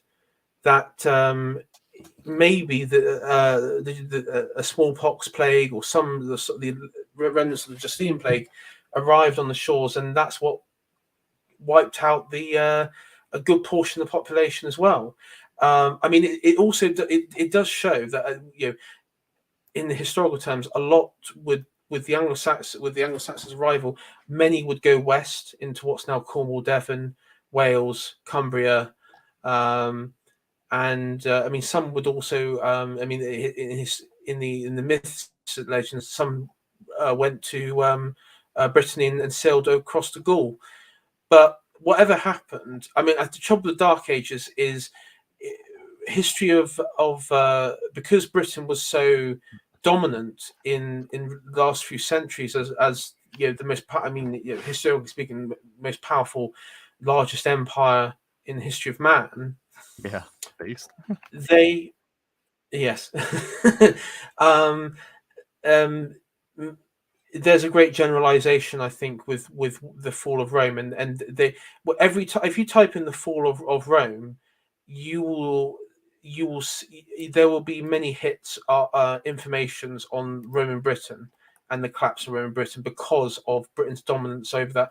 But you don't see much. I mean, you don't immediately, unless you search for it, you don't see much on Visigothic Spain before the Islamic arrival, or Frankish rule before Charlemagne. You don't see that sort of stuff. So yeah, I would say it wasn't that dark. But I think for Rome, I mean, Rome Britain, trouble is we just don't know because there were no because they just didn't write it down. We don't know beyond legend what happened. I mean, I think it is, and I know that many people in modern historians will say that Arthur wasn't real, but I think you can't rule out that there was some conflict or resistance to the by the Romano Brits because they were a united force in some bit, but it does show that a lot of women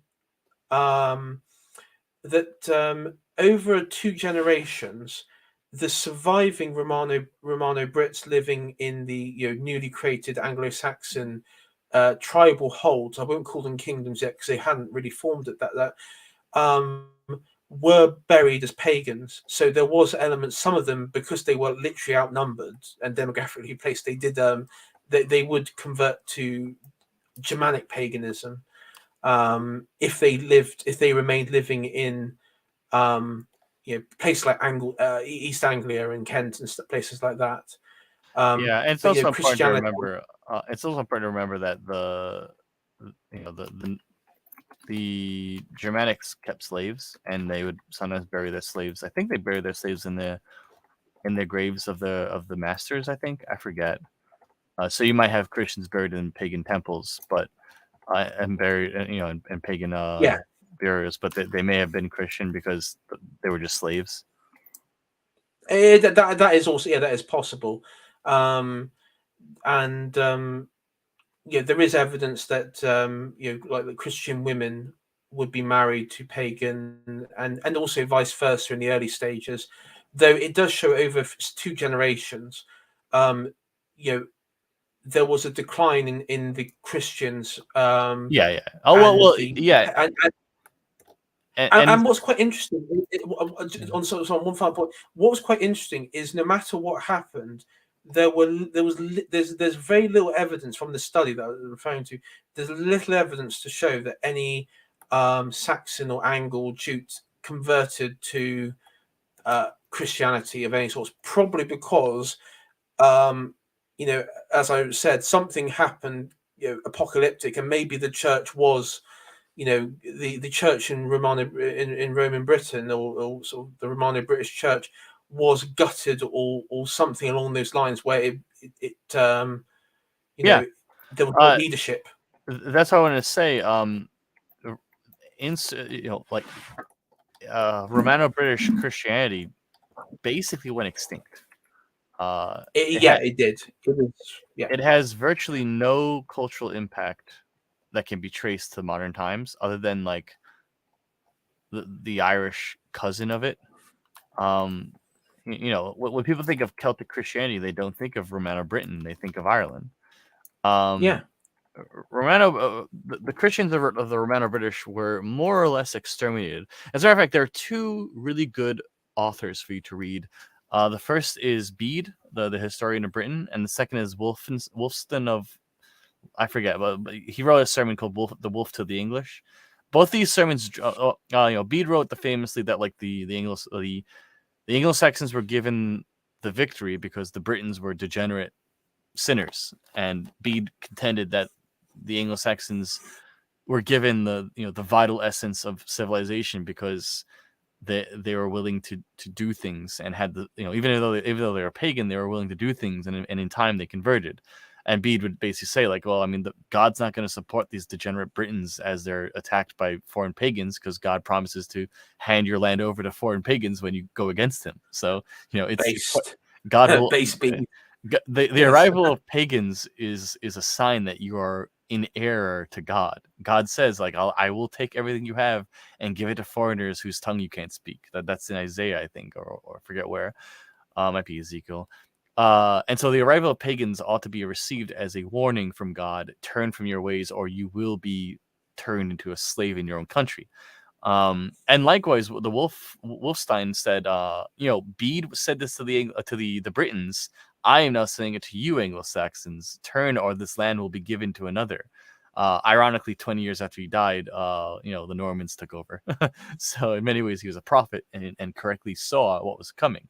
And likewise, today you could view the demographic issues of Britain as a product of the sins of the last generation. Repent and return, and definitely. I could definitely see a future where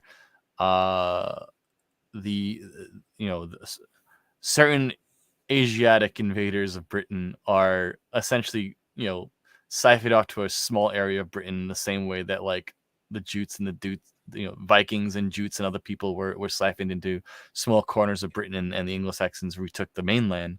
You could definitely see like one of Britain's cities be turned into like a reservation for these people, and the rest of the land be restored. And in 300 years they'll probably be so mixed into the English population that they'll be like white. Who cares? Or they'll be removed. I mean, there's also the other option, which is the the Danish question by kick him off, right? Just kick off the island. Ethelsted. Well, he didn't kick him off the islands per se. He did an Order 66 on them. I know. And this is in many ways, this is the arrival of these Oriental invaders is nothing more than a continuation of the norm of British history. And it's just like, once again, the British people must organize themselves into a people loyal to God and truth, and defend their island once again for like the 5th or 6th time in their written history. Do you think I could convince? Because I'm actually in contact with like Calvin Robinson. Do you think I could convince him to go on GB News and actually him just to like say, or Athelred the Unready? Thank you, Sabine, for correcting me on that. Do you think if I could convince like Calvin Robinson to go out and say, you know why all these immigrants are coming on boats? Because Britain is a nation of sinners. Yeah, I mean, this is no one has pointed this out, because like there's a lot of like coping and seething among the Britons. You have to learn to be anti-cope, right? There are plenty of Anglo-Saxons. There are plenty of British people, even in like the Arthurian legends. I think they're like, oh, what was us? Just surrender to the Saxons. We've lost, right? This like cope and seethe behavior, where you, rather than doing something, you just sit there and pout. Like, what are you doing? You're throwing away your homeland because why? You're mad? Then do something about it. Like, preach the redemption of man by repenting of their sins and returning back to the God that will protect you. I mean, I will say this, Cringe Walker. The English people, their history begins with the Anglo-Saxons. Yeah. Many of them my ancestry, when it comes to, I did do an ancestral test, and literally it's hard to define because it goes like 90, like over 95, 97% Northwest European. So that's, I mean, yeah, take it however you I'm not going to say what the other, I'm not going to say what the other 3% is, because I don't want to be bullied by people in the circles. You can tell me after the show. I have my suspicions, but I don't want to. Anyway, though. Well, yeah, you get the idea. But the English people are descendants of Germanic peoples, more so than the French and the Visigoths, because the people living there can always say that, oh, we're descendants of the Latinized Iberians or Latinized Gallic or Italians or what have you, of Rome.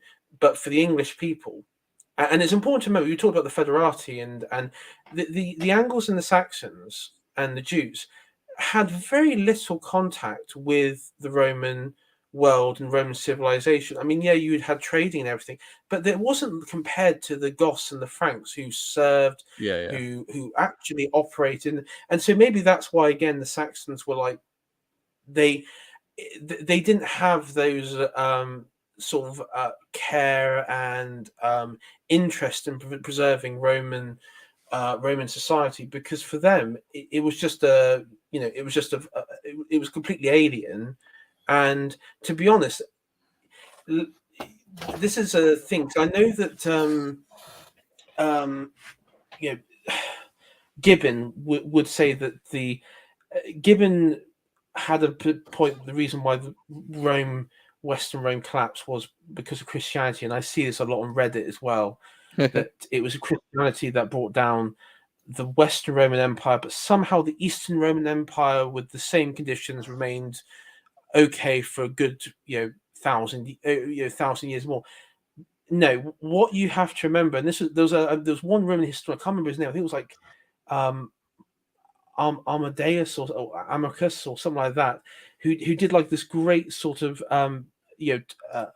of late antiquity.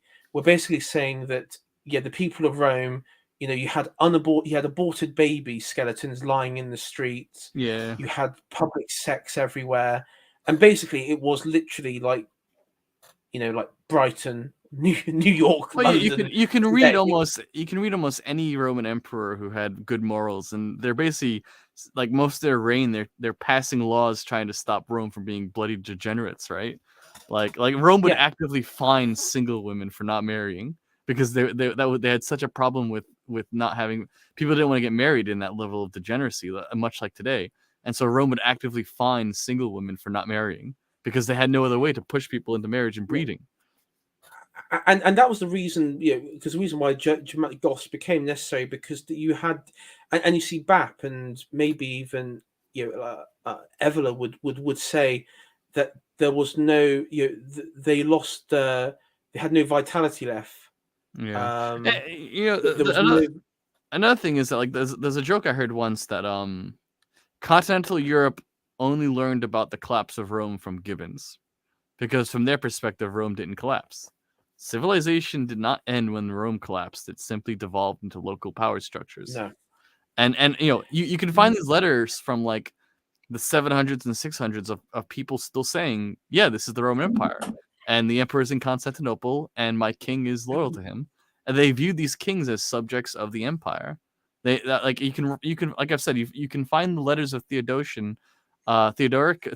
ruling ruling Italy, I think. Yeah. There's multiple Theodorics, so you can find letters of in between Visigoths and Ostrogoths and Roman generals writing to each other as brothers of the empire, writing as like, there's this one letter I've been trying to find. I read it years ago. I can't find it. I think it's Aetius or something. It was right before the battle of the hills against Attila, where there's this letter to the Visigothic kings, and the Romans are saying, remember that you are heirs of a third of this empire, and it is your moral responsibility to help defend it against Attila, which is like kind of a beautiful way of saying it. But the Romans themselves viewed these Federati tribes as co-heirs, as people that had Roman citizenship, as people of equal worth who ruled the area. It wasn't until Edward Gibbon's writing his book that people are like, huh, yeah, I guess the Roman Empire did end. I mean, not really, but like the Continentals didn't view it as an end. It was only England that viewed it as an end because they were literally kicked out of the empire. Like, much like Brexit, much like other things, Britain gets kicked out of something and then blames it like, oh, it's the end of the world. The trouble is, I mean, I don't want to sound like a leftist when saying this, but I think Gibbons was too he was too many he's people a nowadays. He's a neckbeard, right? He's a Reddit neckbeard. Too English centric, because the only place that I think you are right. You were right in that, Peter, and people like Peter Heather are right. And I think Bapp talked about it. He said what happened was the Latins basically lost vitality, and they became an anti-civilizational force towards the end. But one thing that Peter Heather said very similar in that way, the Christianity was actually the only thing in many ways that was transcendent and keeping everything afloat. And when the instability happened, every time you had a period of instability, the numbers of Christians in the population would swell. It wouldn't need to be through imperial edicts or laws by Christian emperors. It would just swell naturally. I mean, I think the one Roman emperor who did go like full-on Christian nationalist, if we did like full Groiper mode, was Theodosius the Great, because I mean, he outright he basically Theodosius the Great wrote a letter saying, anybody who believes in Christianity is now a Roman, and we thank God for the clemency that God has given us to rule the world. Like, he basically, Theodosian is the one who whatever his name is, these TH names confuse me. That Roman emperor, basically, like, he didn't just make Christianity legal. He made it like the state empire, and like actively punished anyone who didn't believe in it. And like that caused some instability, but by then, like, no one really cared. Yeah, I mean, under his rule, I mean, you had the destruction of the Oracle Delphi in Greece, and also the famous one, which many atheists love to salivate over as proof of Christian sort of backwardness, was the temple, the Serapeum in Alexandria, which was a temple complex to Serapis and Horus, and also a school as well, and and Plato's Academy, and the one in Alexandria. And now what happened, and this is what a lot of atheists won't tell you, is that the pagan population, they did attack the Christian population, like literally mob style thing. I will say Alexandria, there was a lot of infighting, gang war between Christians and pagans. It's not just the pagans being mean; everybody was mean in Alexandria, and also the Jews. But like there was basically like a three-way split between the gangs of the Jews, the gangs of the Christians, the gangs of the pagans, and they basically just destroyed civilization with their battling. I don't really care. Like, nothing in the Library of Alexandria matters to me. Like, I don't care. These are just old. Well, I mean, Alexandria had been destroyed. I mean, Alexandria had been destroyed at that point for what was it, Caesar? Was it Mark Antony's? The library burnt down multiple times, and anybody weeping for the loss of documents, listen, if you want to put all your important documents in one building, you kind of deserve it. Shut up. Like, put the effort into copying your work. I say Sabina's right. Hypatia of she got murdered. Yeah, that was her. Yeah, I mean, the point is, in that incident, the pagans did,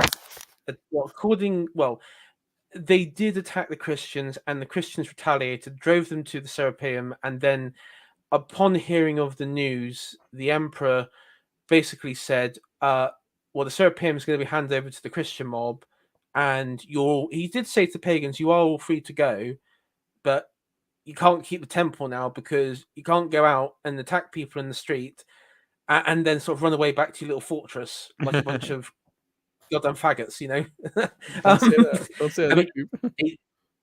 I don't think he didn't word it in that sort of terms, but you get the idea.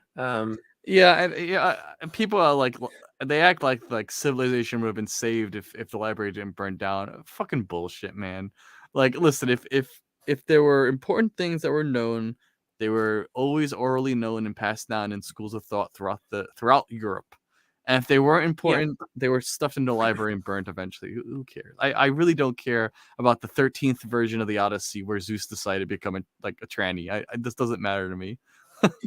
Yeah, I see on atheist Reddit, again, a very popular myth is that because of the destruction of the Serapeum and everything, that the knowledge, and I see this in other places. I don't know why, that somehow the people of Christian, well, Europe and Africa as well, I guess you would say at the time, of the Roman Empire at the time, lost the knowledge that the world was a globe and not and that the Christians believed the world was flat. Yeah, this is also. I mean, that's complete horseshit.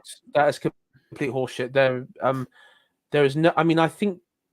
I mean, the fact of the matter is, every single there's no Christian text to suggest the world is flat.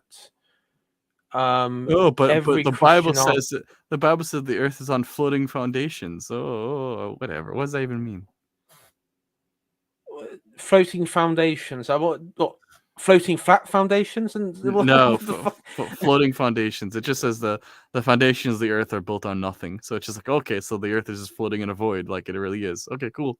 Like it's space. Okay, so yeah, Bible based and correct again. Thank you. I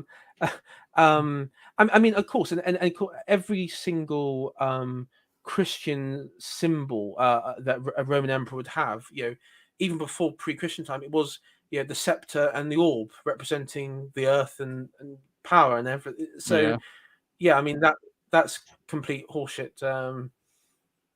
I will probably. Oh, by the way, in 4 minutes' time, we're going to go into the new year where I am. Oh, I'll stick around for that. Okay, I'll stick around for that. I lost track of town again. We're ordering food here, and so I'm gonna go get food. But imagine. What time is it with you now? Like, 7 p.m. 7 p.m. 7 p.m. Oh, okay, yeah. So yeah, you're having your dinner in a bit. Yeah. Just to address, because I'll sort of go into like the chat mode. Sabine says, a bit aside, but I've started listening to the Revan book that you, thanks to you telling me on Star Wars stream. Yeah, that's a really good. I like Revan series. Of course, that's like continuation of the KOTOR series. And ironically, yeah, it's really interesting. Ironically, I know nothing about Star Wars lore. Yeah, so it doesn't matter because it's not it's all legends now. It doesn't matter. I mean, I don't know. Is Revan Legends? He must be Legends. Again, I don't know anything about Star Wars lore. I don't even know who Revan is. Okay. Type in Darth Revan. Actually, you can do some AI art on him because that's. I mean, he's pretty cool cat. I'm not gonna lie. Yeah, Disney screwed up. Yeah. I one thing I will say is there's a book. It's a Legends book, Sabine, and you might be interested in this. It's the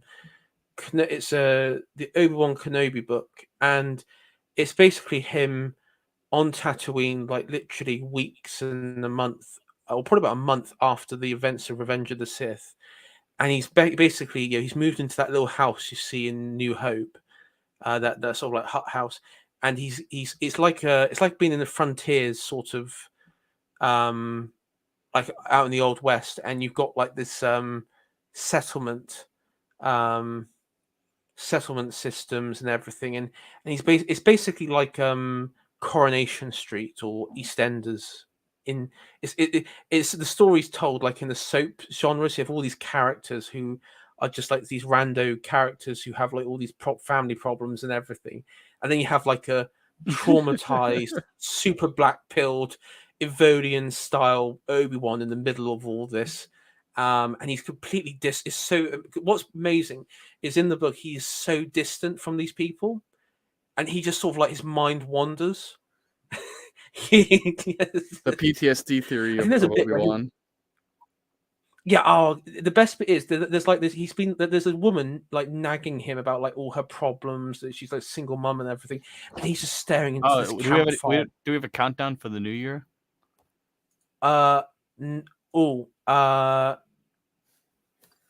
Okay. Yes, I got a countdown here. So 15 seconds. 10 seconds. 10 seconds now. So 9, 8, 7, 6, 5, 4, 3, 2, 1. Happy New Year! Happy New Year, guys! We made it. You're officially in 2023. Literally do you know what's really bad? I'm actually living like in a farming estate, and the amount of fireworks going off now is insane. Like literally, all the cows are going to be like. I wonder if cows get PTSD. Yeah, I mean, going back to the legend stuff with Obi-Wan. I mean,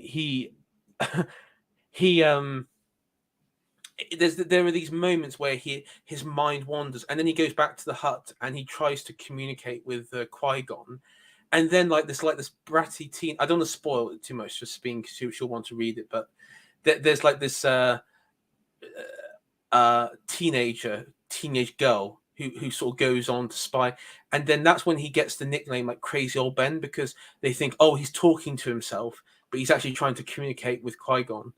And it's really funny because it's basically like he's like this sort of priest, this outcast priest character who's having to live with proles, and it's I don't know, it's all right, it's really interesting. Well, to tie it off, because I should really it's 2 hours now and I have to go get food. It's been 2 hours. I need to get off to bed now. So I'll just mention Restoration Bureau for people that like art. I make that. You want to show it? Yeah, sure. Have you got a link? Yeah, I'll send it in a second. I've been shilling this a lot because it hit 4,000 followers now. I'm like, wow, this is actually getting popular. Hopefully people like it. Here's in private chat. Feel free to take a look at all my pro-West propaganda. And of course you can find my Twitter by the same name. You're on Telegram? Yes. Oh, are you not on Telegram? I'm not on Telegram, no, because last time I went on there, it was like literally people raging about semantics. So I know. It's an autism den. It's a den of autists. I just called them a bunch of naughty words and left. I couldn't be. Literally, one of them just started an argument over semantics over a term, and I was like, these are these people aren't on Twitter for a reason. But yeah, you can preview the channel in Internet Explorer or something. But yeah, that's that. Thanks for inviting me for a quick chat about history, a babbling chat of many topics. Yeah. So what's so it's if you go to Telegram, it's the Restoration Bureau, and there's a lot of it's AI art. The description is positive visions of a new regime. I was just see, can I preview the? Oh, hold on a sec. I got it here. Yeah, you can preview it. I did a few spicy ones recently. Many people forget. Many people forget a few of these stuff. But yeah, it's a fun little bit of art channel. So I AI generate art and edit it to not suck. That's my English cross flag for Christmas tree. Yeah, a lot of that's American themed. Sometimes it has a little bit of Anglo-European stuff, and sometimes it's just for fun. But yeah, I'm not really like. I get a lot of like the Soviet. It's like based Soviet propaganda. I'm a bit confused actually. Yeah. I mean, yeah. It's the Coomer one. That's a popular one. Everyone loves that Coomer one. You see that one right there? Yeah. The yellow one. Oh, you missed it. The yellow one there. This one. Report all Coomers. You've got humans. That's a lot of good ones. Everyone likes it. Yeah, some of them are. I like that one. Some of them are a I do little. like that. Yeah, some of them are a little bit tribal, but that's okay for me. I don't care. They're basically just like encouragements. Yeah, rootlessness precedes ruthlessness. It's a fun little. I mean, literally, this sort of propaganda is actually like. Yeah, people bought some of these now. I set up a small shop and people like it. So, if I can do something to counter signal the globalists, I'm quite happy about that. That one's popular over there with the newspaper. Yeah. Some of these are based off of some of them are based off of certain mid-century artists. Anyway. Oh, my favorite artist who does excellent paintings of castles. Whatever happened to him? Did he ever do anything after that? There's a joke about Pablo Picasso because Pablo Picasso would keep a pistol by his office, and an empty pistol by his office. When people criticize his art, he would threaten to shoot people with the empty pistol. And the funniest joke I heard was, "Thank God no one kicked him out of art school." But anyway, yeah. That's my little art project I'm doing that seems to be popular with people. So Merry Christmas, Happy New Year. I'll try here sometime soon. Yeah, thank you. Happy New Year to you. And thanks to people in chat. Thanks for being who's been here pretty much all evening. Thanks for being here, and people who'll be listening later on as well. Thank you for giving it a listen. I think this has been asking one more question of me. Have I seen the Boba Fett series? I have seen that. It wasn't too bad, to be honest. I did like parts of it. I just thought I didn't see much of Boba Fett in it. If I'm honest, I was like, you had Mando and Luke and everything, which was cool. I'm not gonna lie, but Boba Fett, Boba Fett series. I want to see Boba Fett. Like the Kenobi series. I want to see Kenobi. I don't want to see the AI generated actors who are dead is really weird to me. But anyway, or old, de-aging. I have to head out. Have a good one. Bye. Yeah. Bye. And so thank you everyone. Thank you Sabine for coming on, and I will see you all again soon. Hopefully soon. I'll do another stream. I will say this: I am planning on being on a stream in this year now. I guess in the new year in this year, with a friend of the channel on his channel, possibly maybe with a few others, and it will be a Star Wars related one. But keep that a surprise till the time. Apart from that, thank you for coming, guys, and I will see you later.